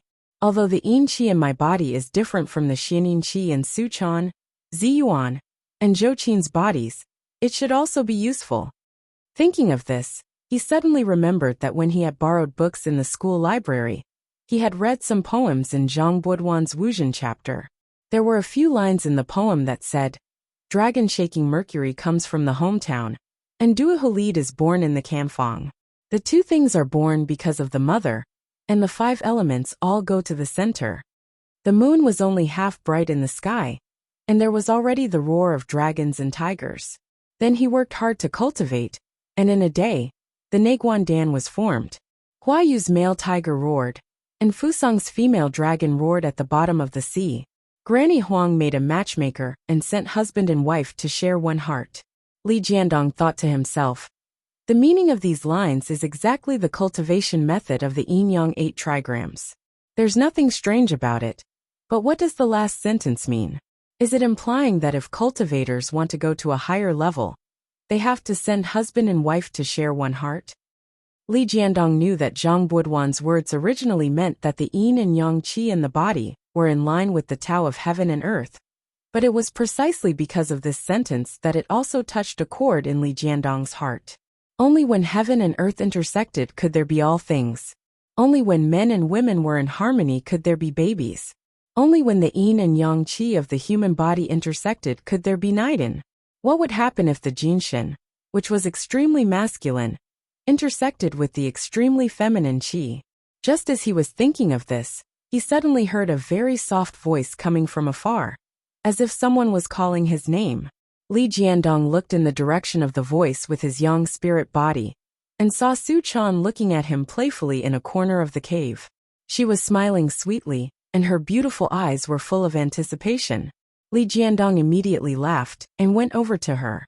He said softly with a smile, "Weren't you meditating in the next room? Why did you come out?" Su Chan stuck out her tongue and said in a low voice with some embarrassment, "I don't know how to cultivate after I reach 7 tails. So I came to ask you if you know." Li Jiandong saw that Su Chan's eyes were evasive, and her face was even redder. There seemed to be a touch of autumn water hidden in the corners of her eyes, and there was a shyness in her eyes that was unique to a young girl. His heart skipped a beat, as if he already knew the answer. He said with a smile, "But I don't know either. What should I do?" There was a flash of disappointment in Su Chan's eyes. "Ah, you don't know either? Then what should we do?"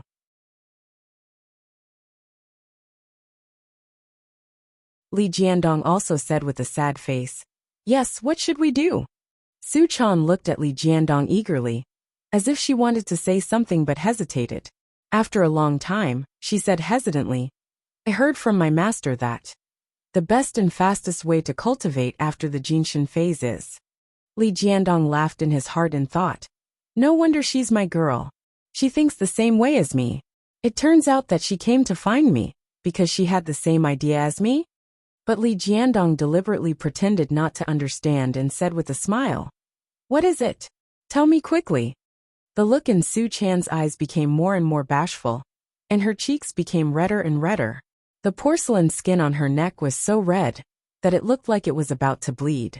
She lowered her head and bit her red lips. After a while, she seemed to have made up her mind about something.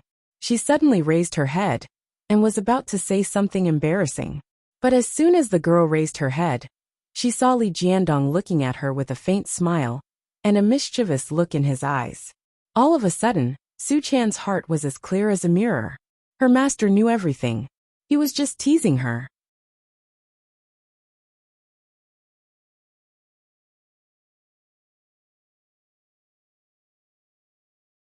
Chapter 593. Facing Li Yundong's mischievous gaze. Su Chan was so shy that she let out a cry and threw herself at him. She buried her head in his arms and kept punching his chest with her pink fists. She said angrily, "You're so annoying. You know it, but you still want to tease me. Is it fun?" Li Yunyang quickly grabbed her fist and said with a smile, "Don't make a fuss. This is not your physical body. You have the body of yang spirit. You are only one step away from the jinshin. If you hit it, something bad will happen. Go to the internet. 7K. Besides, what if you alarm Zi Yuan and Zhou Qin?" Su Chan was shocked and looked back like a frightened rabbit. When she turned her head, she blinked and said carefully, "Yundong, why don't we go somewhere else to talk?" Li Yundong thought for a moment and said, "Okay, let's go out and talk." The two of them looked at each other and smiled. Soon, their yang spirits turned into yin spirits and flew out of Mount Tianlong. After flying out of the cave in the mountain, the two of them turned into yang spirits again. They looked no different from ordinary people and walked hand in hand on Mount Tianlong. Su Chan breathed in the fresh air of Mount Tianlong and was in the Taoist temple where the Fox Zen school used to be. She looked around and saw that although the Taoist temple of the Fox Zen school had been empty, it was still open to the local tourism bureau. At this time, There were many tourists coming and going, taking photos as a souvenir. These people saw Li Yundong and Su Chan coming hand in hand. The man was handsome and tall, with an extraordinary bearing, and the woman was beautiful and charming. They were really a pair of immortal lovers.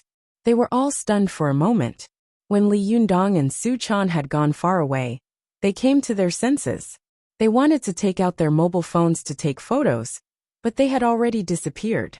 The tourists whispered to each other about the two of them they had seen, guessing their identities and origins.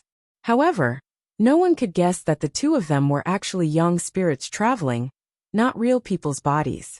When Su Chan took Li Yundong's hand and arrived in front of the Yinyang dojo of the Fox Zen school, she looked around with a sigh and said, "Yundong, did you defeat the masters of the sixth sex here?" Li Yundong also looked around and saw that the place that had been damaged before had already been repaired, especially the two big copper tripods that he had thrown back and forth. The incense ash inside had accumulated a thick layer. He also sighed with emotion and said, "I used to think that these cultivators were the masters of the masters, but now it seems that they are just SOSO." Su Chan looked at him with admiration and said softly, "It's a pity that I didn't get to see you drive away the 6 sections."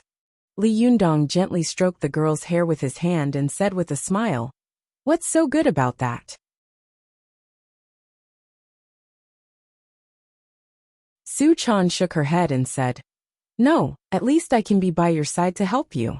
Ever since you reached the foundation establishment stage, I haven't been able to help you. I've always felt very sad and guilty in my heart." Li Yundong smiled and put his arms around Su Chan's slender waist. "Don't be silly. You being by my side is the greatest help you can give me." Su Chan raised her head and said boldly and shyly, "Yundong, in fact, you know how to cultivate Jinshin further, don't you?" Li Yundong smiled and said, "Don't you know it too?" Su Chan's face was flushed like a ripe apple. She said shyly in a low voice, "I just guessed, and I haven't verified it. But Master seems to have also said that after reaching the Jinshin phase, the best way to make rapid progress in cultivation is through Karma Mudra." Li Yundong hugged the girl and said with a smile, "You haven't reached the Jinshin phase yet. Aren't you afraid that I'll take your Yuanqi?" Su Chan shook her head hard and said, "No, it's not easy for me to wait for you to reach the Jinshin phase. It's fine as long as you don't lose anything. I don't care. Besides, I'm a 7-tailed fox spirit now. Don't underestimate me." Li Yundong laughed and said, "How could I dare to underestimate you, Lord Fox Immortal? But my Lord Fox Immortal, how do you think we should do Karma Mudra?" Su Chan lowered her head with a red face and said shyly, "You're so annoying.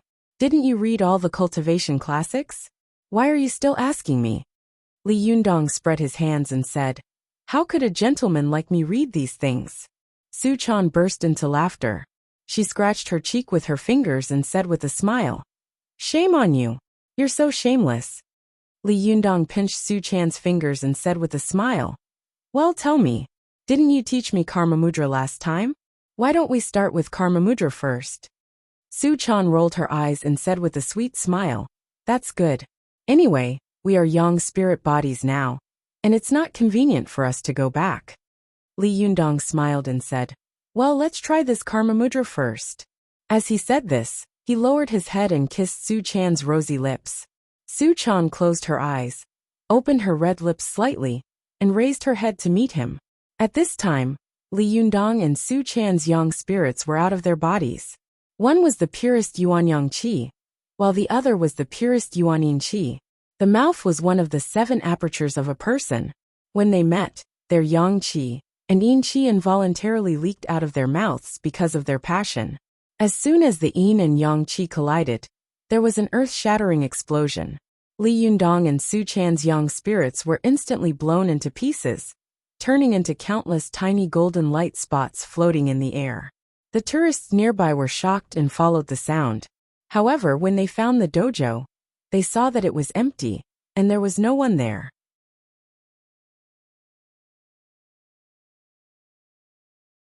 They felt strange for a while and left one after another. After everyone had left, Li Yundong and Su Chan appeared in a remote corner. Su Chan said in shock, "Yundong, what happened just now? Why do I feel like I was blasted away the moment your power surged over? Li Yundong's face was also full of fear.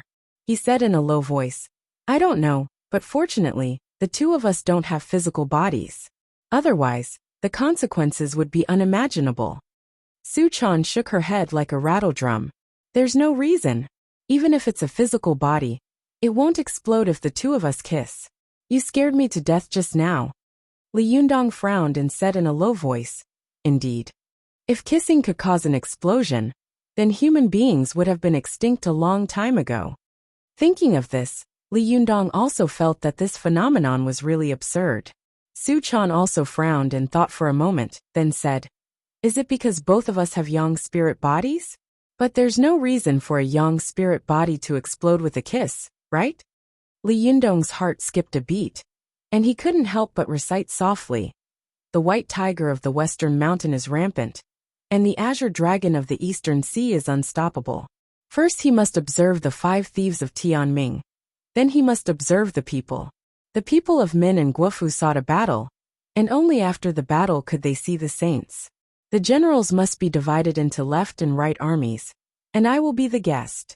I advise you not to underestimate the enemy in the face of battle, lest you lose my family's priceless treasures. Hearing Li Yundong reciting these poems, Su Chan couldn't help but ask curiously, Isn't this a poem from Zhang Buduan's Wuzhen chapter? Li Yundong nodded. His face was still deep in thought, but his eyes were getting brighter and brighter, as if he had thought of something. He said, Chaner, have you noticed that these lines of poetry happen to be talking about us? Su Chan thought about these poems carefully and said, The white tiger of the western mountain mentioned in the first sentence. Is it referring to me? The azure dragon of the eastern sea is referring to you? Li Yundong nodded and said, Yes, the first sentence refers to the yin qi of a cultivator, and the second sentence refers to the yang qi of a cultivator. If these two qis are extremely strong, once they are combined, they can turn into purple gold frost, and the purple gold frost refers to the purple gold core, which is the Niden of the Jinshin phase. But if you want to cultivate such a Niden, you have to go through a battle of yin and yang qi. Su Chan blinked her eyes and said, I know that. But why did it explode? Li Yundong smiled and said, Don't worry, look down. First, we need to observe the 5 thieves of Tianming. And then we need to observe the land to pacify the people. The people seek war, and only after the war can we see the sage. Do you know what these words mean?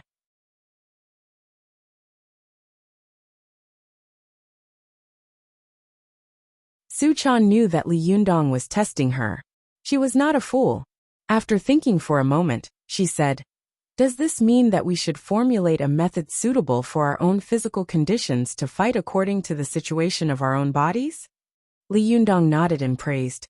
Yes, that's what it means. The Yin talisman scripture says that there are 5 thieves in the sky, and those who see them will prosper. Zhang Gua, a great cultivator of the Tang dynasty, once commented that the 5 thieves are life, matter, time, work, and spirit. What I mean is that only when we have nurtured these 5 to their best condition, and achieved the right time, place, and people, can we fight with yin and yang. Only in this way can we see the sage.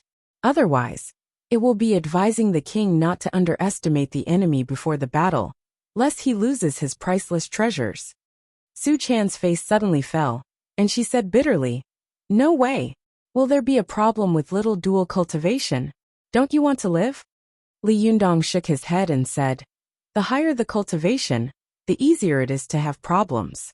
If it weren't for the fact that both of our yang spirits have been cultivated to the top level, I'm afraid that we would have lost our family's priceless treasures. Su Chan pouted unhappily. For a moment she was speechless. Seeing her unhappy face, Li Yundong couldn't help but smile and say, Don't be unhappy. In fact, I have a way. Hearing this, Su Chan immediately beamed and said, What way? Li Yundong smiled and said, It's very simple. Treat me as an enemy, and then the two of us will have no problem kissing each other. Su Chan's eyes suddenly widened and she asked in surprise, What's the meaning of this? Li Yundong laughed and said, It's very simple. The reason why there was an explosion just now must have been because the two of us were in love, so that the yin and yang qi became extremely strong. The yin and yang qi suddenly collided violently, of course, causing an explosion, just like when the chaos was first formed. But the emotion is because of the heart, and the heart causes the qi and blood of our bodies to accelerate, so that the speed of the jinqi flow will also accelerate. When the jinqi flows faster, our yang spirits will also become stronger. Su Chan suddenly understood and said, "That's right. When my master took me away, he said that when the emotion is aroused, the desire will be aroused, and the desire will mean the end of cultivation." Li Yundong blinked at Su Chan and said with a smile, "So, if you treat me as an enemy, then you won't be aroused, and there will be no problem." Su Chan was curious and excited. She giggled and said, "Well, I seem to understand. Let's try again." As the saying goes, the sea can accommodate all rivers, and the wall can stand thousands of feet high, and the wall can be strong without desire. Li Yundong closed his eyes slightly and cleared his mind. When he opened his eyes again, they were clear, without the slightest emotion or desire. Su Chan also calmed her mind and adjusted herself to the state of mind as still as water. At this time, Li Yundong lowered his head and kissed her. Their lips touched gently, and at this time, there was no violent explosion. Su Chan also felt a strong yang qi blowing over her face. She could barely maintain a state of no desire for a period of time, but in front of her was her lover. It was more difficult than ascending to heaven for her not to be aroused, not to be aroused, not to be aroused, and not to be aroused. In addition, foxes were sentimental creatures, and they were the most easily aroused. Once they were aroused, their love was stronger than gold. After being kissed by Li Yundong like this, how could the little girl control herself? For a moment, her yin qi suddenly grew stronger. However, Li Yundong had been in a calm state. At this time, his yang qi was instantly overwhelmed by Su Chan's yin qi. In an instant, Su Chan's yin qi produced a strong suction force, fiercely sucking Li Yundong's yang qi into her body. The second update on the first. Oh my god, it's finally up. It's not easy. I'm exhausted.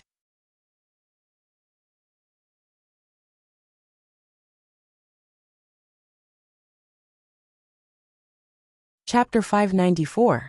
All of a sudden, Li Yundong felt that Su Chan's yin qi had become very strong. It was like a huge whirlpool sucking in all of his yang qi. Go to the internet. Soak in the book bar. Li Yundong was shocked and subconsciously controlled his qi to resist it. However, as soon as he resisted, the two qi of yin and yang immediately intertwined. As soon as the two qi of yin and yang came into contact, Li Yundong clearly felt an unstable force rapidly expanding between him and Su Chan, like a fireball that was constantly growing and would explode at any time. Li Yundong's heart skipped a beat, and he soon remembered the poem in the Wuzhen chapter written by Zhang Boduan. Fire is born of wood and hides its edge. If you don't study it, don't attack it by force. If you want to subdue Lord Jin, you have to subdue him. Lord Jin was originally the son of the master. He was sent to live in the West Neighbor School. He recognized him and called him back to the West Neighbor School. What this poem said was that one's yang qi was originally hidden in one's yin qi. If one didn't know the method and forcefully practiced it, he would get into trouble and harm himself and others. If one wanted to solve this problem, he had to find the secret of practicing Jinshin. The secret was that the yang energy that he lacked could be found in the house of the Western neighbor girl, and the yin energy that the Western neighbor girl lacked could be found in the house of the Western neighbor girl. If the two of them became in-laws, they would be able to get what they needed. But even though he understood this truth, he still couldn't understand how his Yuanyang qi and Su Chan's Yuanyin qi would explode once they collided. How could he solve the current situation where his Yuanyang qi and Su Chan's Yuanyin qi collided? Li Yundong was a little worried, but he suddenly heard a few tourists walking on the other side of the wall next to the Taoist hall. They said with a smile, "Oh, you invited me out to play, so you don't have to be so polite. Besides, it's only right for me to give you a gift. What's yours and mine? Isn't what's mine yours? We're all family. Why are you so polite?" Although Li Yundong was trying the Jinshin dual cultivation with Su Chan at this time, his mind was calm, and his ears were listening in all directions. He clearly heard the words of the tourists on the other side of the wall. Suddenly his heart skipped a beat. He suddenly remembered a poem in Zhang Buduan's Wuzhen chapter. When a general is used, he must divide the left and right armies. If he is the master, I will be the guest. Although there was a yin and yang difference between his and Su Chan's chi, it was just the difference between the left and right hands. Why should we be the host and guest? If she wanted to suck it, then let her suck it. Thinking of this, Li Yundong smiled in his heart and let go of his control. His powerful and majestic Yuanyang Qi suddenly rushed toward Su Chan. As soon as Li Yundong stopped resisting, their yin and yang qi were no longer entangled, and his Yuanyang Qi naturally flowed into Su Chan's body. Su Chan was originally a Yuanyin body. As soon as a powerful Yuanyang Qi rushed into her yang spirit body, she immediately shivered all over. The intercourse of yin and yang was originally the happiest thing in the world. Although Li Yundong and Su Chan were only in Jinshin, when their pure yin and yang qi merged together without any resistance, it was like two men and women who had just awakened to love. They snuggled up to each other and smelled each other's scent. Although they were not really happy, they were secretly in love. For a moment, Su Chan felt that her head was gloomy and light. She was so happy that she could hardly distinguish between things. Like a child waiting to be fed, she tried her best to absorb this powerful Yuanyang Qi. But after sucking for a while, Su Chan suddenly became alert. She exclaimed in her heart, "Oh no! Why did I suck Yundong's Yuanyang Qi? Damn it!" Thinking of this, Su Chan suddenly became anxious. She wanted to immediately return Li Yundong's Yuanyang Qi, but as soon as she moved her mind, Li Yundong seemed to know what she was thinking and said, "Don't worry. Follow the qi of the great Zhou, and let my qi wander around your body. Naturally, it will come back after a round." At this time, Su Chan was still talking to Li Yundong, but she clearly heard his voice echoing in her mind. She was shocked and widened her eyes, thinking, "Is this the skill of voice transmission?" Li Yundong said with a smile, "Fool, we are now in the intercourse of yang spirit qi, so we can sense each other's thoughts." At this time, Su Chan opened her eyes and glanced at Li Yundong.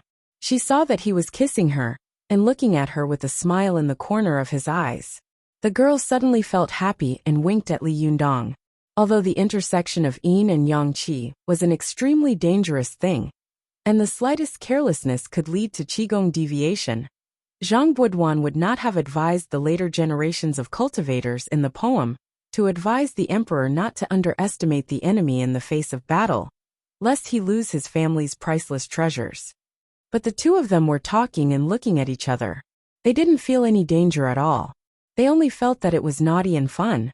While secretly playing, they secretly made love. What they didn't know was that this coincided with the cultivator's free and easy state of mind. For a moment, their qi quickly swam through Su Chan's yang spirit body without any resistance.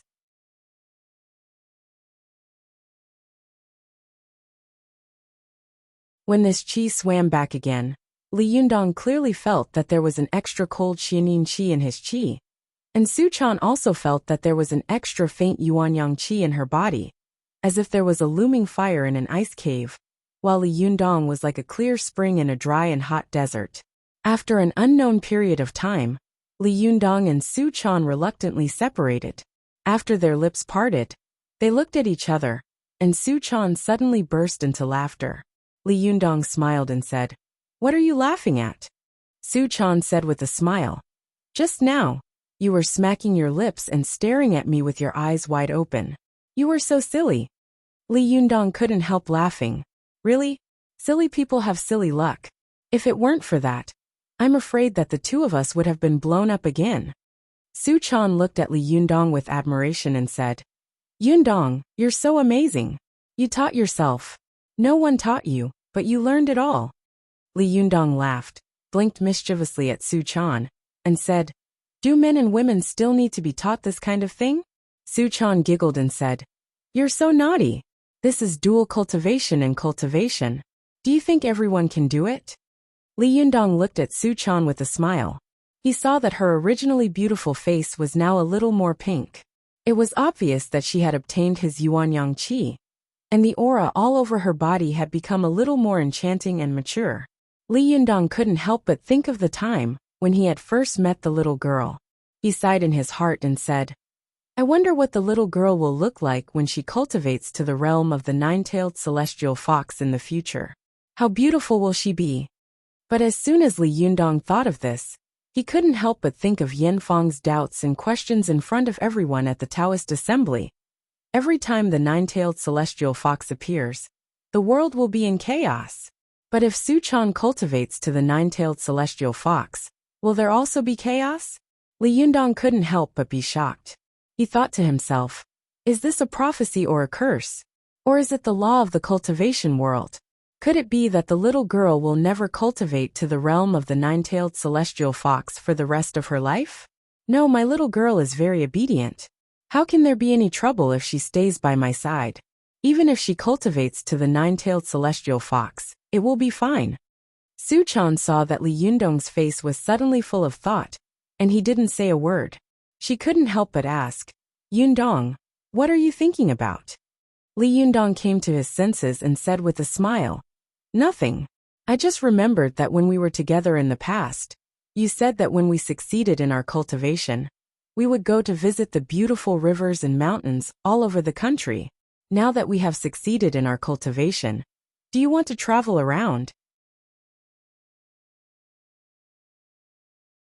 Su Chan was overjoyed, but she soon hesitated and said, but what about Sister Zhou Qin and Sister Zi Yuan? Do we leave them alone? Li Yundong smiled and said, our young spirit bodies will go out for a walk. We'll be back soon. It won't take long. Su Chan thought for a moment, then nodded with a smile on her face. She held his hand, and the two of them disappeared in an instant. Li Yundong and Su Chan flew into the air hand in hand. Su Chan leaned against Li Yundong's side and said with a sweet smile, Yundong, where are we going to play? Li Yundong thought for a moment and said, we'll go wherever you want to go, okay? Su Chan blinked her eyes, made a face at Li Yundong, and said with a smile, you stole my line. That's what I wanted to say. Li Yundong was happy and said with a smile, then let me think. Where should we go to play? Let's go to the mountain where you used to cultivate, okay? Su Chan immediately shook her head like a rattle drum. No, I lived there for too long when I was a child. I know where the flowers and plants are even with my eyes closed. It's so boring.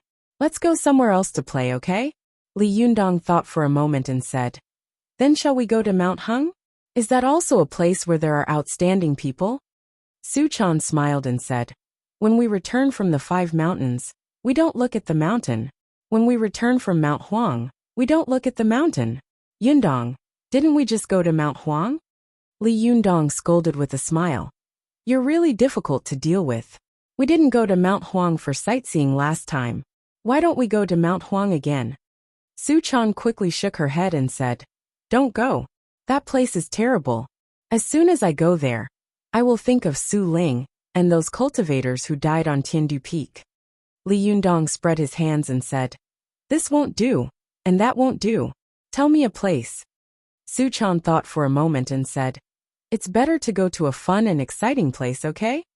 Li Yundong saw that although Su Chan was already a 7-tailed fox spirit, and the Jinshan divine sex had made her temperament more mature, she was still a young girl after all.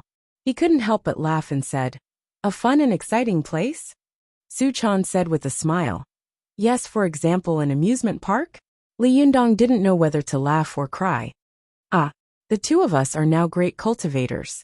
How can we go to an amusement park to play? Are you kidding me? Isn't this a little too childish? Su Chan pouted and said, how is it childish? Li Yundong pretended to think seriously for a while, then suddenly said, by the way, I got it. Su Chan was delighted and quickly asked, what? Li Yundong said with a smile, a fun and exciting place? Then there's only one. Su Chan grabbed Li Yundong's hand and kept shaking it. Tell me, tell me. Li Yundong said solemnly, Mount Lunghu. Su Chan was so scared that she almost fell from the sky. She was stunned and said, Mount Longhu, the ancestral court of Jingyi school? How is that fun? Li Yundong said with a smile. In the past, we were bullied too much by Jingyi school. Now we're going to have some fun and play hide and seek. Isn't it fun and exciting? The last time I struck Mount Longhu with lightning, it was very fun and exciting. Su Chan looked at Li Yundong with her eyes wide open, and excitement gradually appeared in them. She clapped her hands and said with a smile, Well, if you're not afraid, then I'm not afraid either. Let's go to Mount Longhu now. Li Yundong laughed and waved his hand. Let's go. Let's go to Mount Longhu.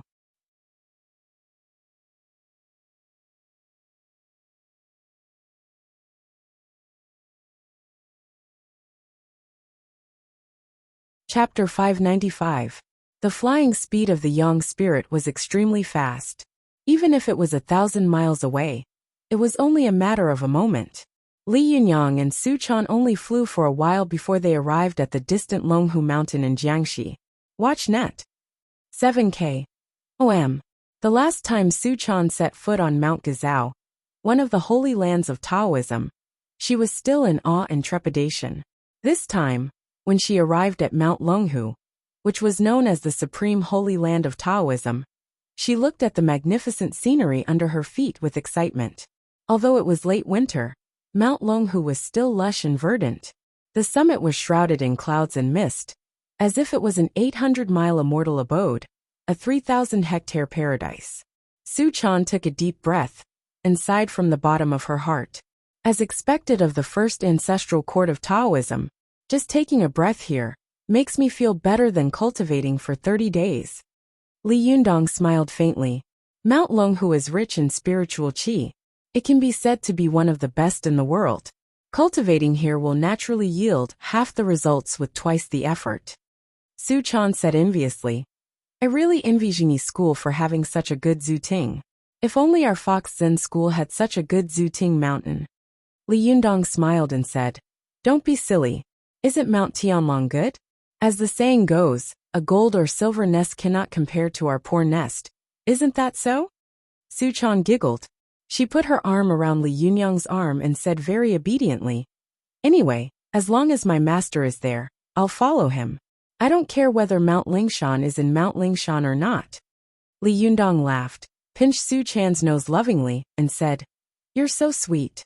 Let's go down. When Su Chan followed Li Yundong down, she found herself at the door of a Taoist temple. She was surrounded by jungle and ancient trees. She couldn't help but ask curiously, Yundong, what kind of Taoist temple is this? Li Yunyang smiled and said, This is the Taoist temple of the Linggong sect in Ziyuan. You haven't been here yet, have you? Su Chan's eyes lit up. Sister Ziyuan's Taoist temple? I have to take a good look. Li Yundong smiled and said, I know you haven't seen it, so I brought you here to play today. Su Chan blinked. Yundong, you've been here before? Li Yundong nodded and said with a smile, That's right. Do you remember the last time we went to Mount Gazao, when you flew out of your house and bumped into me and Ziyuan? Su Chan suddenly said, I remember. You seem to have told me that you and Sister Ziyuan came here that night? Li Yunyang nodded and said with emotion, That night, Ziyuan taught me the 5 thunder magic method here. At that time, I had just reached the Yongshan phase. I didn't expect that in a flash, I would already be in the Jinshan phase. Su Chan also sighed with emotion. Yes, Sister Ziyuan is really a good person.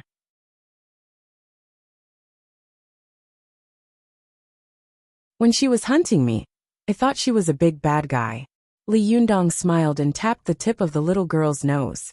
At first, she thought that you were a little fox demon who did all kinds of evil. Su Chan giggled. Fortunately, the weather cleared up after the rain. Otherwise, wouldn't it be like the flood had washed away the Dragon King's temple? One family would no longer recognize one family. When Li Yundong heard this, he couldn't help but be moved. He thought to himself, a family? Who exactly is Ziyuan to me? Family and friends? Confidant? Cultivation companion? Teacher who taught me? Benefactor? Li Yundong clearly knew that although Su Chan had introduced him to the path of cultivation, it was Ziyuan who had really made him a cultivator. It was this gentle, noble, elegant and virtuous woman, who had silently helped him push him to new heights on the path of cultivation. Such a person she. Who on earth was she to him? Li Yundong was lost in thought when Su Chan, who was beside him, suddenly said, "Yundong, in a while, it will be the day of Sister Zi Yuan's succession ceremony. At that time, we have to help her. She has helped us so much." Li Yundong came to his senses. He smiled slightly, stroked Su Chan's cheek and said softly, "This is one of the reasons I came to Mount Longhu." Su Chan was stunned and asked curiously, "Are you here for the ceremony of Sister Zi Yuan's succession of the Linggong sect? But there's still more than a month to go." Li Yundong smiled and said, "The Zhengyi school is the biggest variable in whether Zi Yuan can successfully take over as the leader of the Linggong sect. If they want to stop her, there will be endless twists and turns. But Zhang Ling and the others of the Zhengyi school have always been against us. I have never known what the leader of the Zhengyi school is thinking, so I came here this time to meet the leader of the Zhengyi school. It can be considered as throwing a stone to find out the way, and using peaceful means before resorting to force." Book_bar_first post, Su Chan said curiously, "But I heard from my master that the leader of the Zhengyi school had been in seclusion for 10 years. Has he come out of seclusion now?" Li Yundong smiled and said, "When I was chatting with Ao Wushuang in private, she mentioned that during the Battle of Tiandu Peak, several masters of lightning retribution had appeared near Tiandu Peak. 2 of them were from the Zhengyi school, and one of them was the leader of the Zhengyi school. Since his yang spirit has come out, it means that he may have come out of seclusion." Su Chan was shocked and said tongue-tied, "2 masters of lightning retribution? The Zhengyi school accounted for 2 of the 5 major lightning retributions?" Li Yundong smiled and said, "Otherwise, why is the Zhengyi school the #1 Taoist sect in the world?" Su Chan suddenly felt a little scared.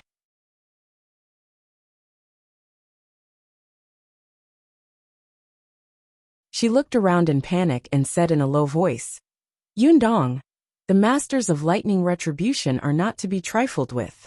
Let's go, shall we?" Li Yundong laughed and scratched Su Chan's cheek. "You're a 7-tailed fox spirit. Why are you afraid? Weren't you full of confidence just now?" Su Chan was a little embarrassed and said shyly, "It hasn't been long since I became a 7-tailed fox spirit. Besides, I'm afraid I'll be a burden to you." Li Yundong laughed and said, "We're not here to make trouble. If we can't beat them, we can run away." Su Chan immediately became proud. "That's good. When it comes to running away, I'm the best." Li Yundong scolded with a smile, "You're not ashamed but proud. Your master is so powerful. How dare you say that? Aren't you afraid of embarrassing her?" Su Chan made a face at Li Yundong and said with a smile, "I'm not afraid. Master was not as powerful as me before. She only became powerful after meeting Wang Yuanshan." Li Yundong laughed and took Su Chan's hand, saying, "Let's go and visit the leader of the Zhengyi school. Let's see if we can turn a big deal into a small one, and a small one into nothing. Even if we can't resolve it, we can still find out the details of the Zhengyi school. When the time comes, we can be prepared." Su Chan saw that Li Yundong spoke casually, but she knew very well in her heart that Li Yundong was no different from breaking into a dragon's pool or a tiger's den. If the Zhengyi school really had evil intentions, it was very likely that the 2 of them would be sent to their deaths, and would most likely not come back. However, Li Yundong was still calm and composed. This kind of confidence, knowing that it was impossible, was based on his super strong fighting strength and talent. Yundong was already so powerful in the Yangshan phase. Now that he had reached the Jinshan, how powerful would he be? Could he beat a master of lightning retribution? Thinking of this, Su Chan couldn't help but become more curious. The fear in her heart gradually disappeared, and she became excited. Along the way, she kept talking to Li Yundong. Along the way, they passed through the 99 peaks and 24 rocks of Mount Longhu. Along the way, there were divine wells, elixir pools, flowing springs, and waterfalls. They were bright, beautiful, and graceful. There were strange peaks and rocks on both sides of the river, and the bamboo forest was verdant. It was like a fairyland. Su Chan sighed when she saw it, and Li Yundong also felt relaxed and happy. Unknowingly, The two of them had already arrived at the ancestral court of the Jingyi school. The Taoist master's mansion appeared in front of them. At a glance, Li Yundong saw that the Taoist master's mansion was located in the north facing south, facing Shangqingxi, with its back against North Mount Hua, Shangqing Palace in the east, and the main peak of Mount Longhu in the west.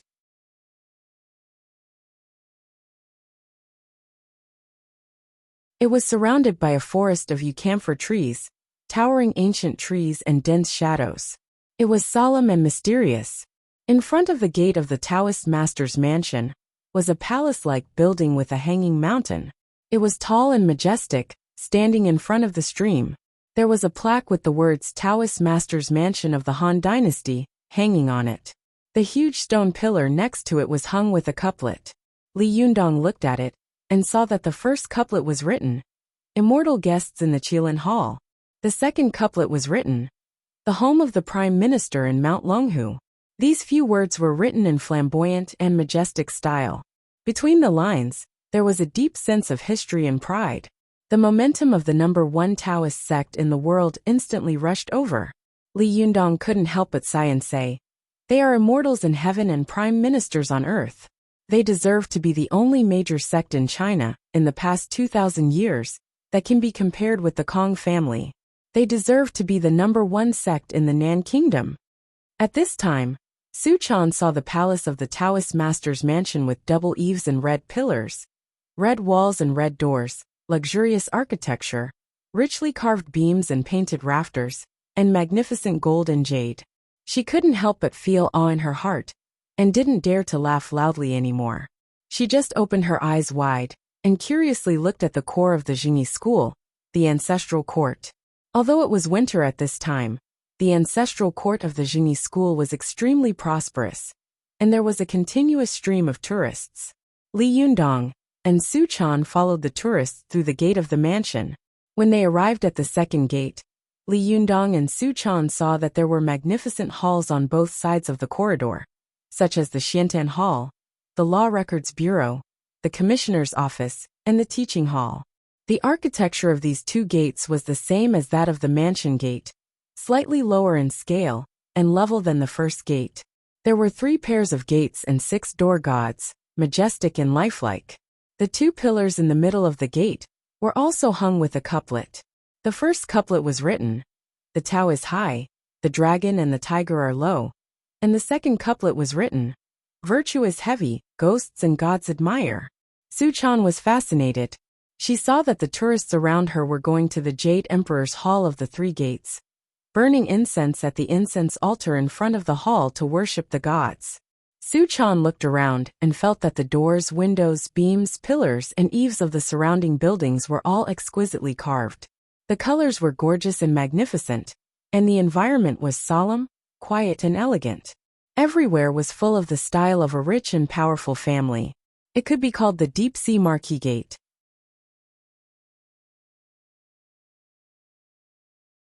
As soon as they entered the gate, they felt as if they had entered the vast sea.